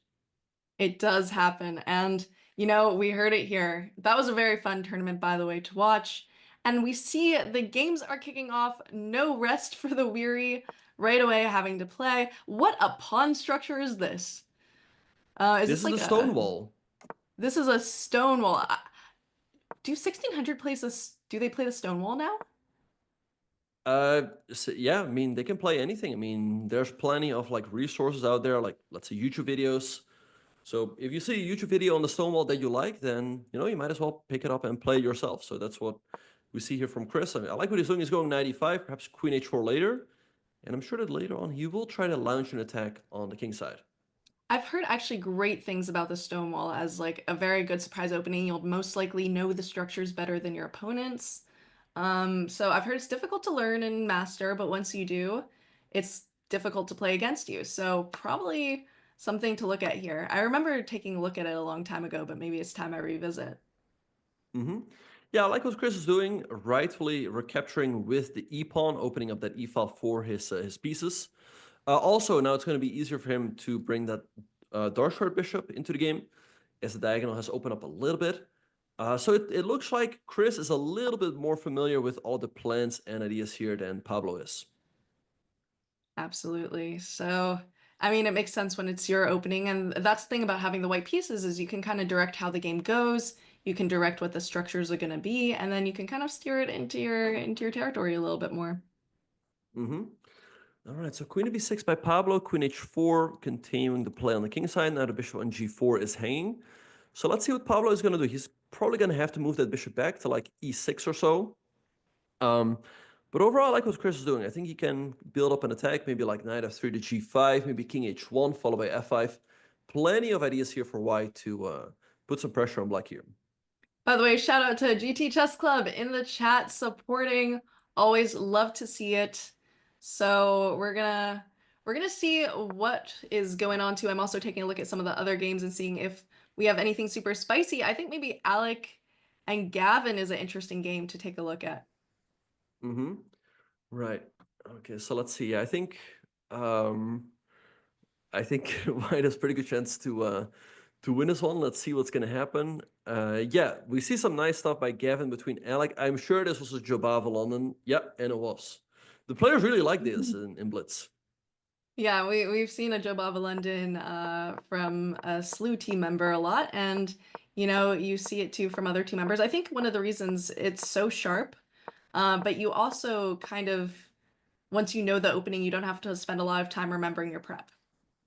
Mm-hmm.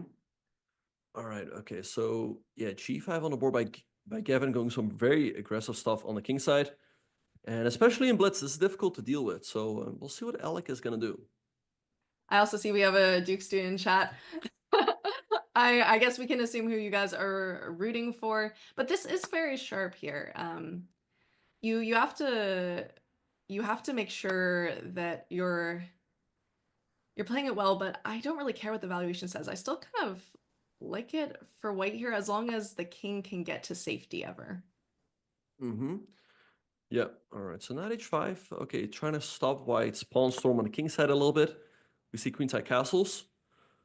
So Gavin should be better. He also has the easier play, and he's up on time. So overall, he should be having really good chances to win this one. And by the way, we have a prediction in the chat, so everyone can predict with their channel points who is going to win, Duke or Georgia Tech.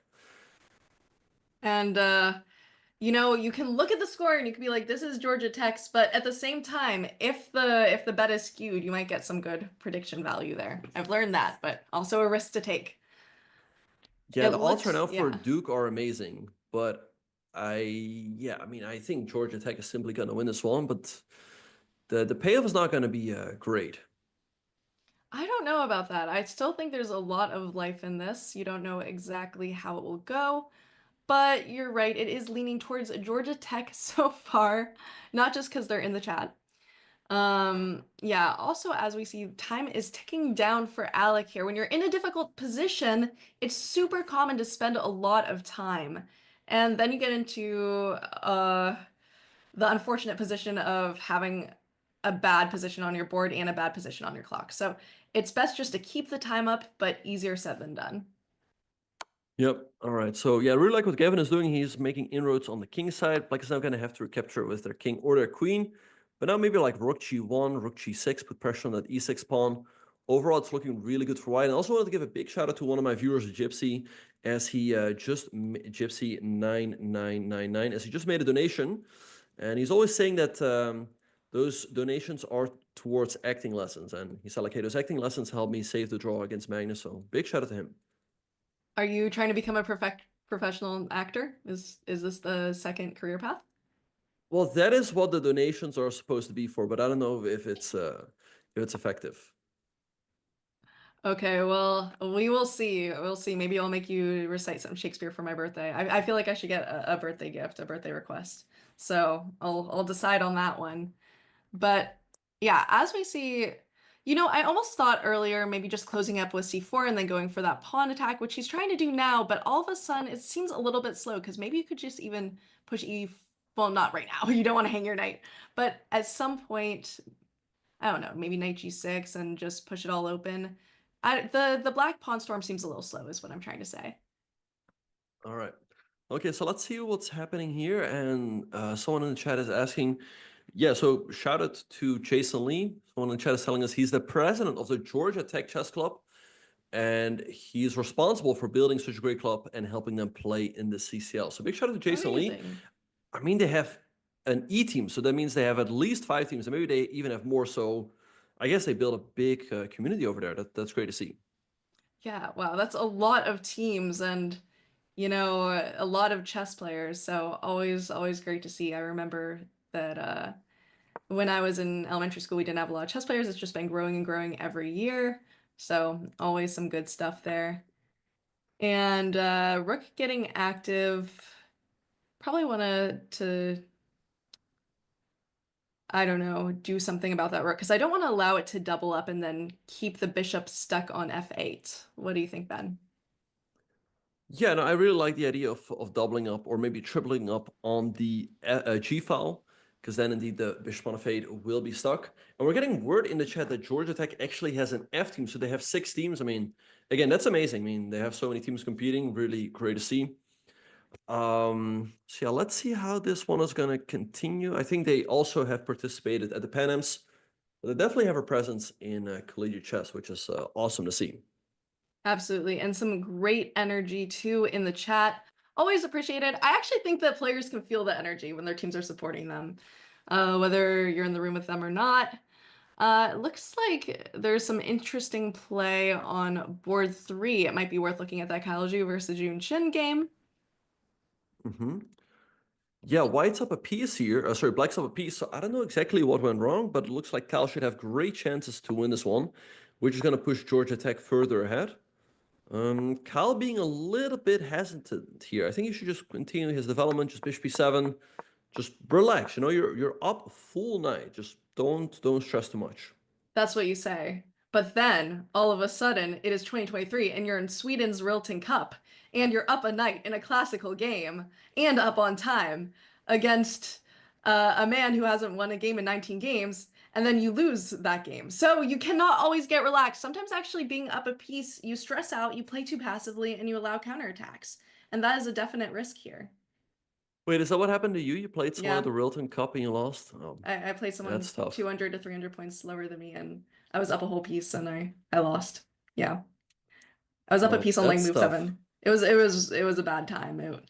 Love Sweden, great, love Anna, personal friend. She's also been a commentator here. But Rilton Cup, that tournament was not my best performance. Anyway, what I'm trying to say is it happens to us all, not just in Blitz, also in Classical, so you can't really relax. And there is something psychological about just trying to keep control when you're up pieces. Yeah, so we'll see how. Oh, and by the way, so it looks like yeah, Kyle should win this one. We have a big development in the game between Gavin and Alec. We really liked Gavin's position, but Jules, he's just hung a full rook. After e5, we tuned out, but he played knight f takes d5, leaving the rook on g6 hanging. Black took it. He was banking perhaps on queen takes c4, but now queen c6, blocking the check, and Black shows up a Oof. full rook. He's down on time though, but this should be a win for Alec.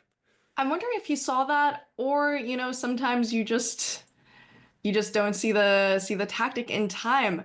But that is quite a blunder there. And yeah, at the same time though, it's 27 seconds to a minute, Ben. So that could be a time difference that could be capitalized on. Mm-hmm.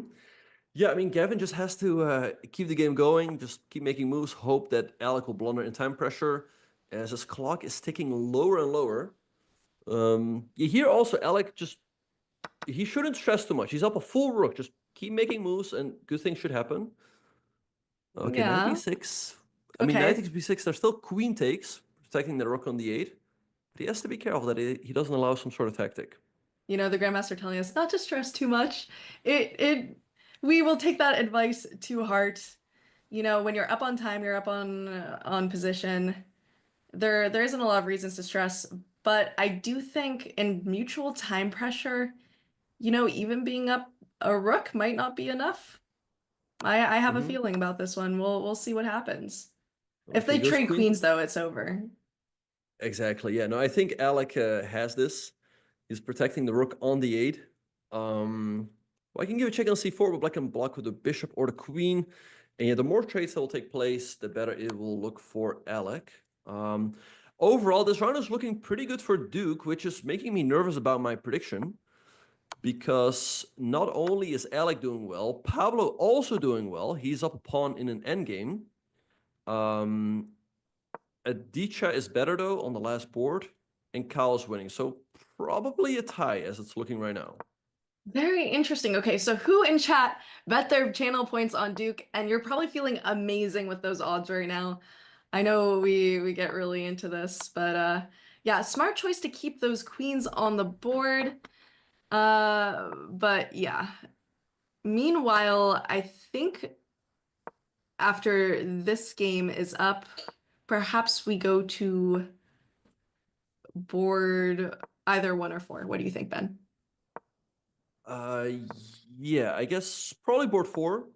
All right, so it feels like Alex should have this one in the back, but again, White still has that knight. Knights are always tricky in time scrambles. And White has a few pawns, so it's not over yet. Absolutely, it is not over yet.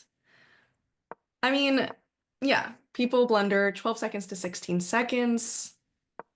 But the king is pretty safe there on b7. Usually you want some sort of, I don't know, some sort of tactic, but he's doing a pretty good job of just keeping it all defended under time pressure. Yeah, but he did lose that pawn on h5. Okay, queen f7 hitting that pawn on e2, and Gavin just loses it. And now queen f1. Queen f1 trade of the queens. And And he now sees I don't it. see Alec. I don't see him messing this one up now. Just g5 or that. I think it's going to be win for Black. Yeah, absolutely. I would call this one Jover unless there is a last minute flag, which does happen. Still fighting on as you have to, but perhaps we go to board 4 with Adichio Right. versus Tony Cao. Yeah, this game can still go either rook d7 checkmate. Okay, that was the quickest turnover we've ever seen. I don't know if that's a commentator's jinx or a blessing. I don't know, but we see it. There was just a checkmate on the board and it was immediately found, which means perhaps we go to The game game, 2. but Or yeah, the this was game fine too. between Pablo and Chris is about to finish as Black has checkmate on the board. So Pablo wins that one. I think, if I'm not mistaken, no, I think this round is finishing in 2-2, right? Cal and Adichia won for Georgia Tech. And then we have, for Duke, Alec won and Pablo. So I think this round ends in 2-2. So Georgia Tech keeping a lead in the match. Absolutely, they're keeping a lead in the match, but it is getting a lot closer. So anyone who betted their Duke points there, you still have some shot. You still have some chances. So we'll see what will happen there, but it looks like, yeah, it looks like this game will probably be going to Alec. I mean, Yeah, I mean, he's up the here though. The only thing you can fall for is this. Oh, Rookie 2. No way. The only way you cannot win here after King C2 is like Rookie 2, King B3, and take on G2. That'd be a stalemate, but he didn't fall for it. I probably would have fallen for that. Stalemate traps are difficult, honestly, but it looks like the promotion's gonna come and yeah, trade, just don't stalemate. Although it can be a little tricky with those knight pawns. You have the extra rook. Yeah, you don't even really have to promote to win, although he's gonna wanna. Yeah, and we Oh, see and the resignation. yeah. All right, so nice win by Alex. So it looks like Georgia Tech. Georgia Tech has the lead, right? Or is it 4-4 now? I think it might be 4-4 now, unless scores are still coming in, which would be very, very intense going into this next round. And by the way, speaking of college opportunities, we've talked a lot about CCL, but there's also a hiring opportunity with our sponsor, Susquehanna. They're a quantitative trading firm and our sponsor. They believe the skills you use in games you play like chess and poker can translate to skills you'll use in the world of trading. So !hiring to learn more about that. We also talked a little bit about their discovery days earlier, so you can also check that out. But great sponsor, we love having them. And back to opportunities with CCL. Maybe Duke has an opportunity to come ahead in this next round. What do you think, Ben? I think so, yeah. I mean, after the first round, I thought that Georgia Tech was simply going to win this match, but Duke has came out of play. They won the second round convincingly, and it's all tied up now, so it's really anyone's match. I wonder if we still have the Georgia Tech VP in chat. I'm wondering how you're feeling. Are you confident? Are you not? Let us know if we have any Duke fans in chat as well. And we see this kind of pet opening B6 that we saw before, probably from the same guy, Chris, I'm sure. Because Yep. unless we have a bunch of B3 or B6 players here. Oh, why going kingside castle, sacrificing that pawn on e4, and Chris just takes the pawn. I guess he's going to take with the knight, and yeah, Tony has paused, I think, so I don't know if it was a sacrifice or a blunder, but, you know, now white is going to have to prove the compensation. Perhaps a blunderfeis. But a pawn is not that much, especially this early on in the game. And not only is he up a pawn, but he's also been moving very, very quickly. I think he has more time than he started with here. So this looks like a strong start. But that's what you see with these pet openings. You don't have to think a lot, and you know all the traps. Yeah, all right. So we'll see how this one will continue. I don't quite like the fact that he also gave up the bishop, because one of White's sources of compensation was the fact that he had the bishop pair. Now that is gone as well. So Chris doing great here. Okay, so boards 2 and 3 also have started. On board number 2, we see a Caro-Kann exchange, and on board 3, another Caro-Kann.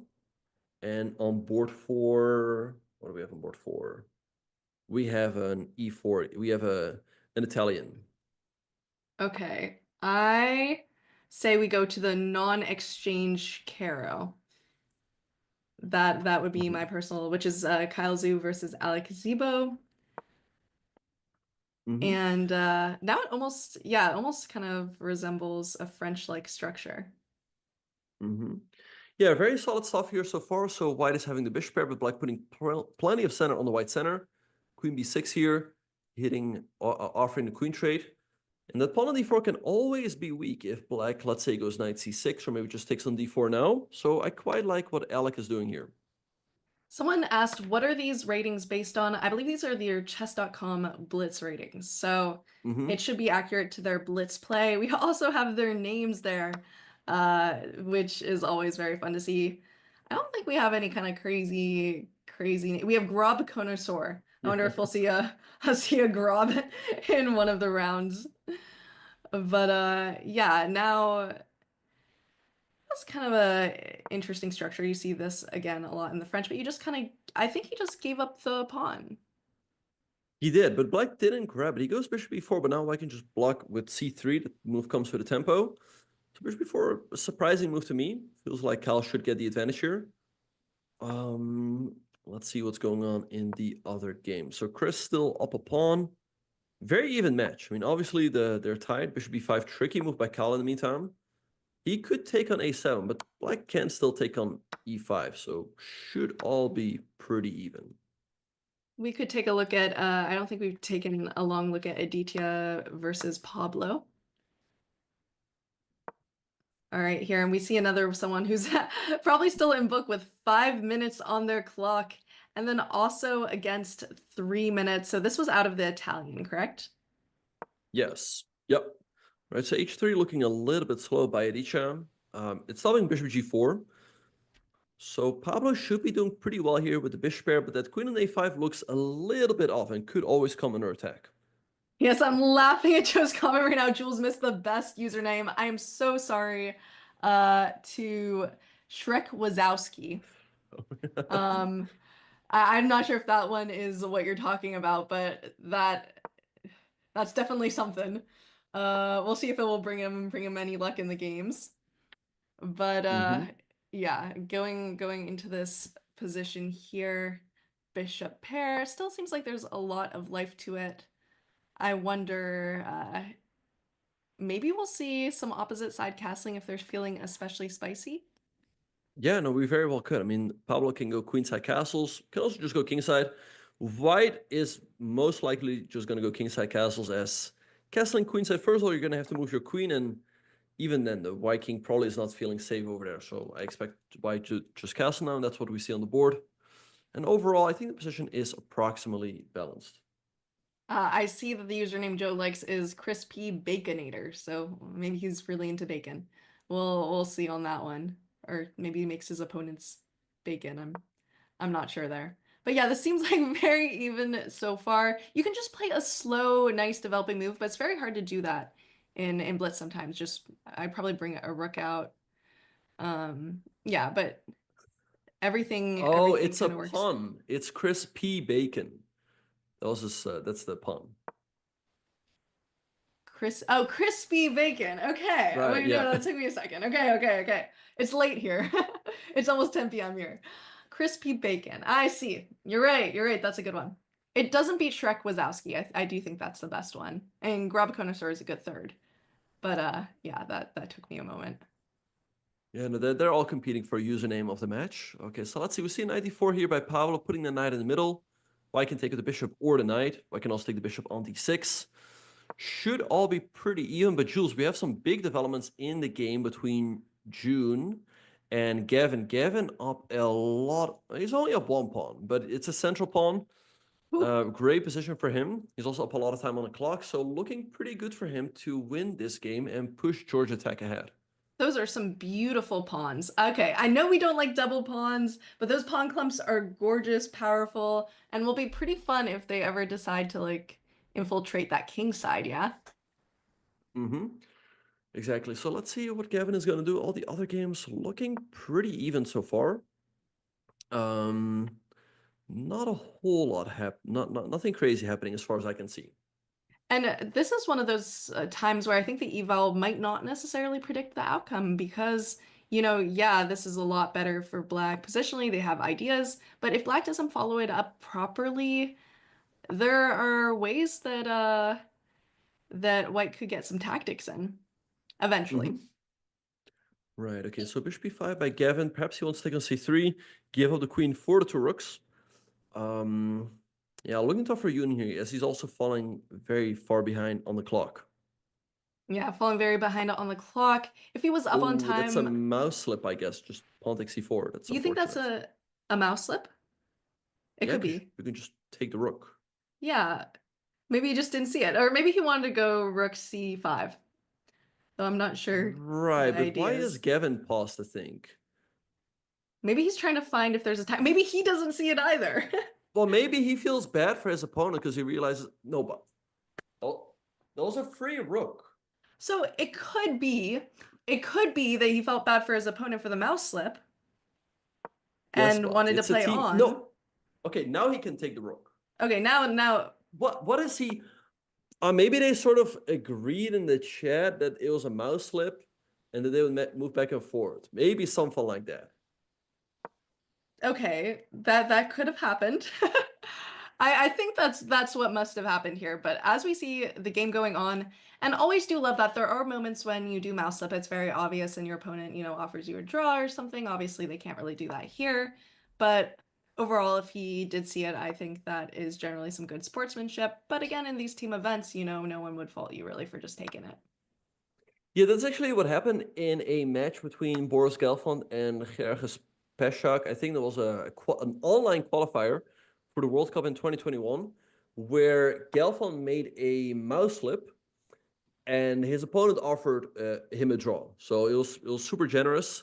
And I think later, because of that, I think Gerges, he got like a fair play award or something like that. So a real show of sportsmanship, as I think most players would just take the queen. Oh yeah, it always warms my heart whenever anyone does that in the pool. I'm always like, well, you have a good day too. But yeah, as we see, the game will probably be going on, and Black can take advantage of this position, especially with the time, but there might be some other games to look at in the meantime. Perhaps we could take a look at. Okay, well, board one's just a piece. So perhaps back to the Pablo Torres Aditya game. Yeah, so I mean, it's not over yet, but I think Gavin is going to win this one. But yeah, let's have a look at that one between Aditya and Pablo. We see that Aditya has a knight, Pablo has a bishop, and Pablo has more space. And now Pablo is threatening h6, which would trap that knight on g5. So you're going to have to make a concession. You're going to have to go, let's say, maybe h4, but then that pawn could be weak, and Black can go, let's say, queen g3. F4 also a possibility, but then you're going to open up that long diagonal for the bishop. H4, and the computer doesn't like it. I mean, to me, queen g3 looks pretty good for Black. Yeah, but I think queen g3 won't be found is my best guess. Okay, just trying to pin the knight there, but it doesn't really matter because you can just kind of move the queen as we're seeing. F4 would be a nice way kind of just to tamp down on that queen, but at the same time, I don't know if it's necessary. But you have to figure out what to do because you only have 33 seconds. So he is up on position, but with only 33 seconds against 2 minutes, I didn't even see that. I'd almost say this game's in White's favor with that time difference. Yeah, I think Aditya is going to win simply because the time differential. He's just playing quickly, trying to get Pablo low on time, and then I'm sure he will be looking to strike. Yeah, it's looking tough for Pablo simply because of the time. He just has to move as quickly as he can, just make nice, simple moves, try to hold it together. It's hard to figure out, should you play passively, should you not? I think he's making great moves, but just the time difference is pretty intense. Yeah, I predict a win here for Aditya. I think the time difference is too much, especially at this level. It's just very easy to blunder as you get low on time. Bishop f7, a nice and solid move. Maybe not like rook e5, trying to take advantage of that open file, or like rook e7, just posing Black some trouble on the board and on the clock. That's usually a good recipe.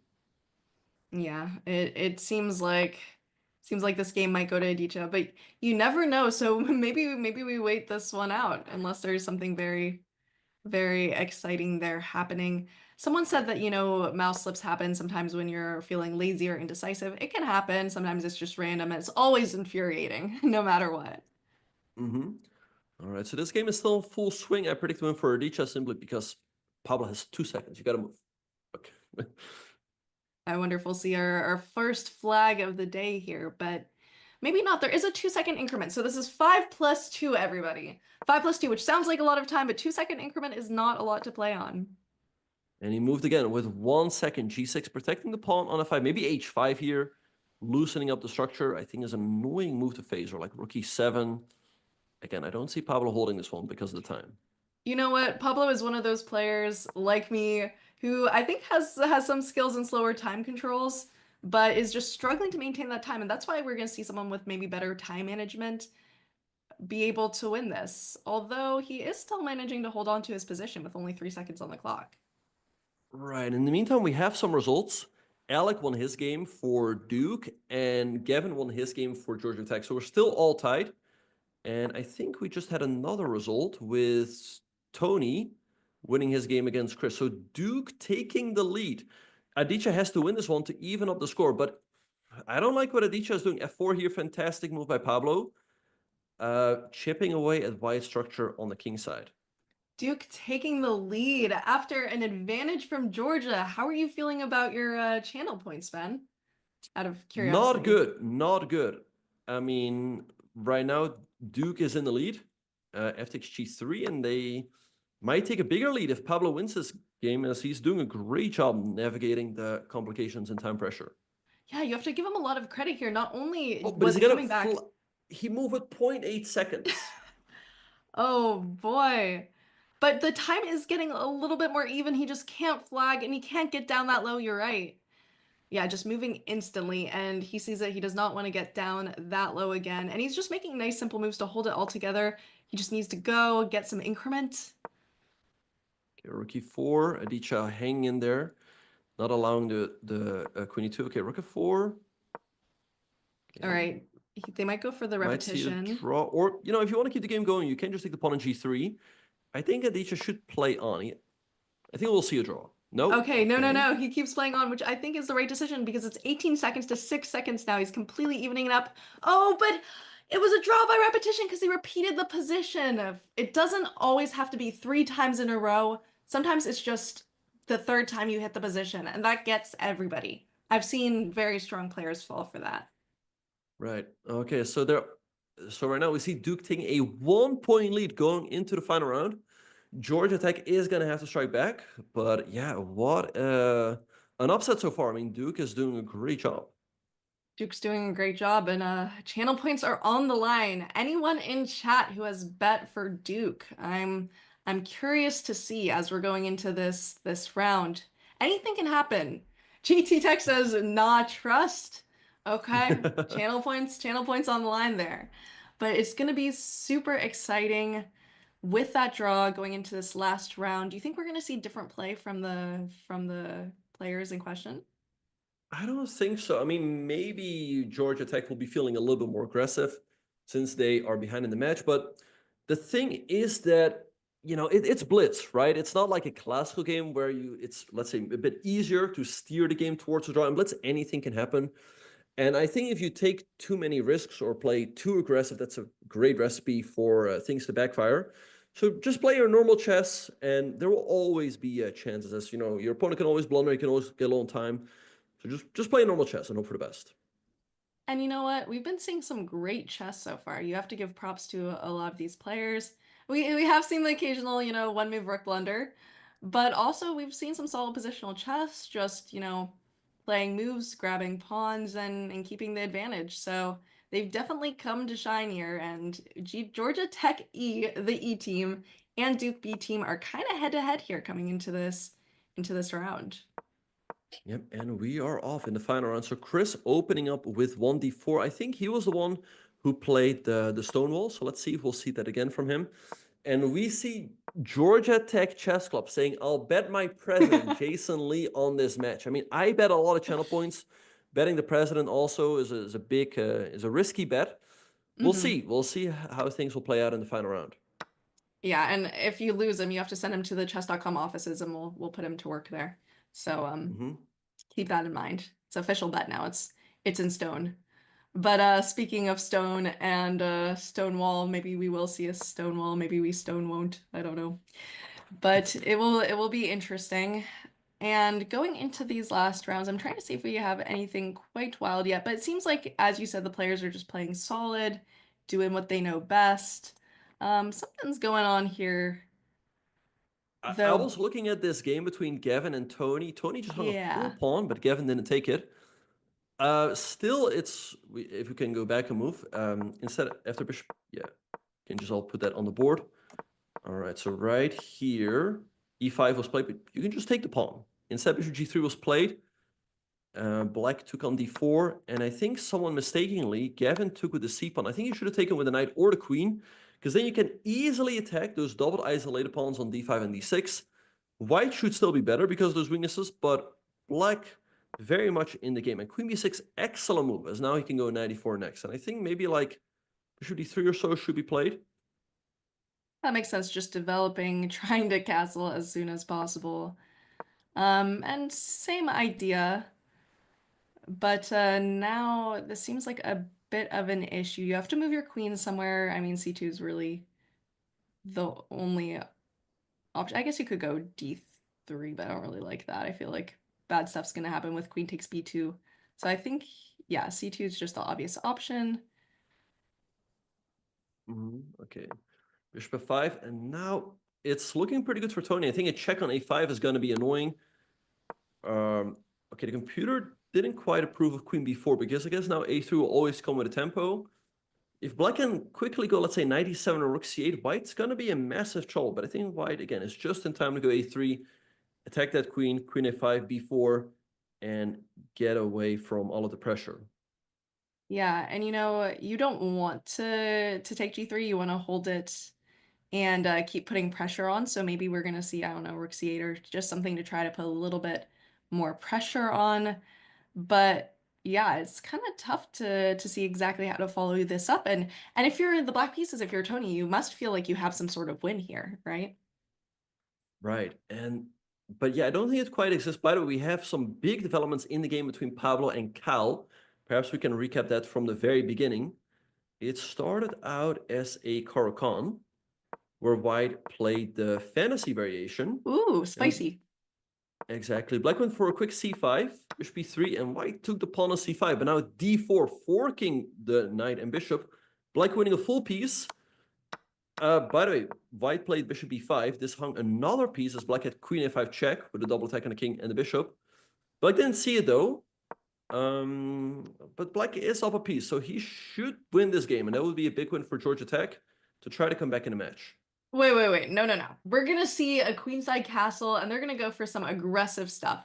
Honestly, Queen even if it's not a5, good, queen it should a5, happen. queen a5 again. I mean, I put my channel points on Georgia Tech. Okay, he finds it. I think there's going to be too much for Paolo to come back from. I mean, down Yeah. two minor pieces is just too much. I'd have to agree with that. Although I think miracles do happen. But yeah, and once you hang one piece, it's much easier to hang another. So while we see if he's able to come back from that, perhaps let's see. Perhaps the first game, Chris versus June. Unless Yeah, there's we can have a another. look at that one. So we see that black actually, against the stone wall, went for a bit of a stone wall himself with the pawns on d5, e6, and f5. And that's a very nice and annoying for white knight on e4. It's very difficult to ever get rid of the knight, so I quite like black's position. And by the way, Duke is ahead in standings 2-1 and Georgia is 1-2 so far this season. So keep that in mind here. Very close though. And as we've seen, this match is also pretty close with a strong start for Georgia. But yeah, this position looks a little rough and you don't really want to have to trade queens, but I mean, that's where these tough decisions come in. Yeah. All right, so let's see what's going to happen. Okay, he does go for queen takes b5, offering the queen trade, and June goes for it. Maybe a4 here, isolating that pawn on b5 a little bit that you can later attack with a move like rook a5. Could be interesting, and wow, we see it on the board. Some nice endgame play here by Yoon. Yeah, very impressive there. Just keeping it all together. And now it's actually kind of tough to play this for white because you want to get active, but it almost feels too early to be doing some like typical endgame play, moving the king out. But otherwise, I'm not really sure what your plan would be. I mean, where else would you go? You have to start to get a little bit more active. Yeah, I don't know. It looks very pleasant for black. So let's see what Chris is going to do, but I think Yoon has a great endgame here. Yoon, though, is on 0 out of 3. So this would be a great opportunity for him to get on the scoreboard. It would be a crucial point for his team. Absolutely. So we'll see how that goes. Perhaps we can keep looking at this game or go to Gavin's. Which do you think, Ben? Well, we have some big developments in the game between Alec and Aditya. I don't know what happened there, but white's completely winning. White's up a bishop and 2 pawns. So Alec is going to win this one, and that is going to be huge for his team. I mean, they only need to score 2 points this round to win the match. And we see one already right here. Alrighty. And we see some tactiques. Okay, so Aditya doing what he has to do. He gives up his last pawns, pushes that pawn to a4. That's the only thing he can hope for now is a stalemate. Yeah, and I mean, you have to at least try it, but I think this will probably be a win here for The only Duke on that stalemate side. I see, okay, if you go h6, that's a stalemate. You should have gone to f7, as then h6 also would have been a stalemate, and it was maybe a little bit less obvious, but now just queen e7, king g6 is a very basic checkmate. Yeah, and I also think with this much time on your clock, 3 minutes, that yeah, and we see it. The checkmate on the clock. Point goes to Duke there. Very big point indeed. And yeah, I think we should go to Gavin versus Tony, board 2. Yeah, that's also a big match, as Tony is doing great. He's 3 out of 3 in this match, and it looks like he might win this game as well. And if Tony wins this game, the match is over. That would mean that Duke has won the match. And I don't know. I don't see Gavin saving this one. He's down the exchange. He's got a pawn though. It's far from over, but it's looking really good for Tony. Didn't we have a president bet on this match? Like, are we gonna be taking Georgia Tech's president if they lose this? This is gonna be very, very important. I mean, yeah, Gavin's gonna need to perform, otherwise the president will go bye-bye there. Yeah, I mean, if well, most importantly, if Duke wins this match, I'm gonna lose a lot of channel points. So will not be happy with that. That I've like carefully accumulated over many seasons. Hmm. But let's How see. often do This you game is lose? not often, but yeah, like I said, I was over 1 million, so I probably lost some points somewhere else. Maybe some of these Chess.com ratings are slightly misleading, so perhaps I'm getting unlucky there. So let's see. It's not over yet, and perhaps the players might feel some pressure. That's very true. They could feel some pressure. You know, this is down to the wire. Both teams know they need to score. And again, no team can see how their other teammates are doing, so it's hard to know. Um, yeah, I mean, here when you're down material, you don't really want to trade queens. Mhm. I kind of like that decision. Right. In the meantime, we have Jason Lee in the chat. He is saying it's not looking good for me. Time to say my friends goodbye. Queen a5, but perhaps b6 now or rook a8. Looks pretty good for black. White is having the threat of bishop b5. So you got to be careful. And Tony is a little bit lower on time. So again, this game is not over yet. Bishop d3, perhaps not the best. Wait, what is the move here for white? Maybe like b5 or something?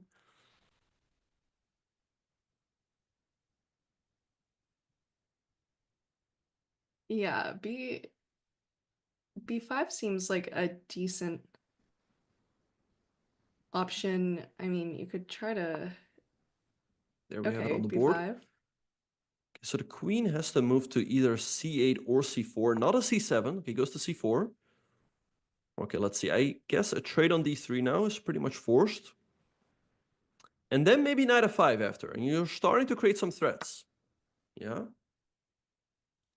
Knight f5 after. Even in case of queen takes d3, you can go knight f5. Okay, knight f5. Bring that knight back into the game. Yeah, and there's still some chances here. There's still some opportunities. There's life in this position. Queen b6, also fine move. Hitting b7 and d6. Tony might be feeling the pressure. He might know that like the team is close to a victory. I think They're now very close. things can easily get out of control, especially once that knight jumps to f5. Yeah, and taking a4, he took a little bit too much time to think on that decision. I know you don't want to go pawn grabbing, especially when you're losing b7. But at the same time, you have to be wary of time. I think if a big time advantage comes, that could decide the result. Here, you just want to, I don't know, you don't want to allow that pawn to become any more passed. All right, Tony dropping down to 30 seconds again, especially when that knight jumps to f5. I think the position is going to get very tricky. So you need to be careful here. Rook b3, solid move. He's giving up on d5 and d6, but you would get the b5 pawn, and that's going to make things a lot easier for black. Okay, queen takes b5 now. Okay, queen takes d6. Mm-hmm. Probably be on the board, and you're trading down a little bit, but then it becomes a matter of time. I don't think draws are likely. You know what I mean? I don't think draws are likely when you're under time pressure like this. Goes queen f3, which is definitely a miss. He could have taken the pawn on d6. And now I think a good move for black would perhaps be g6. Stopping knight f5, keeping it there, stuck on the edge of the board. Let's see if he... okay, now knight f5. Knight f5, definitely. And queen Okay. g4, by the way, here is a massive threat. We would threaten checkmate and knight takes h6. That'd be huge. But he only has 5 seconds on his clock. Is Tony gonna see it? Oh, queen g4, Oh, GG. queen And he g4. finds it. Oh my gosh, and he finds it. And Tony, I mean, there's a flag, but also it's just over. What a tactic. That was beautifully, beautifully found by Gavin there. And you predicted it that whole time that knight was gonna become tricky. Yeah, all right. So we're down to the last game where black just flagged. So Chris wins the last game. And with that, Georgia Tech clutches the match, 8.5, 7.5. Jules, what just happened here? What just happened here is the president was saved. Your points were saved. I mean, that was crazy. It looked like Duke had it in the bag there, and then we saw it. Like, just some really nice tactics were found. Last minute victories. You know, the team knew everyone was watching. It was all on the line, and they were able to clutch it. It was very Heartbreaking beautifully loss played. here for Duke. I mean, yeah, lots of people in the chat rooting for them, but in the end, it is Georgia Tech with that clutch win by Gavin, and here Chris winning on time. Yoon just forgot about the time, and that proved to be crucial. Absolutely. And time is huge for any of these events. Also, love that we got to see some players who are not professional, and we got to see some players who it's their first time playing here. I think they did very, very well. It was amazing. By the way, everyone, we will be back next week. So happy to have my co-commentator, Grandmaster Benjamin Bach, here with me. So we will see you next week. Good night, everybody. Sleep well, and see you soon.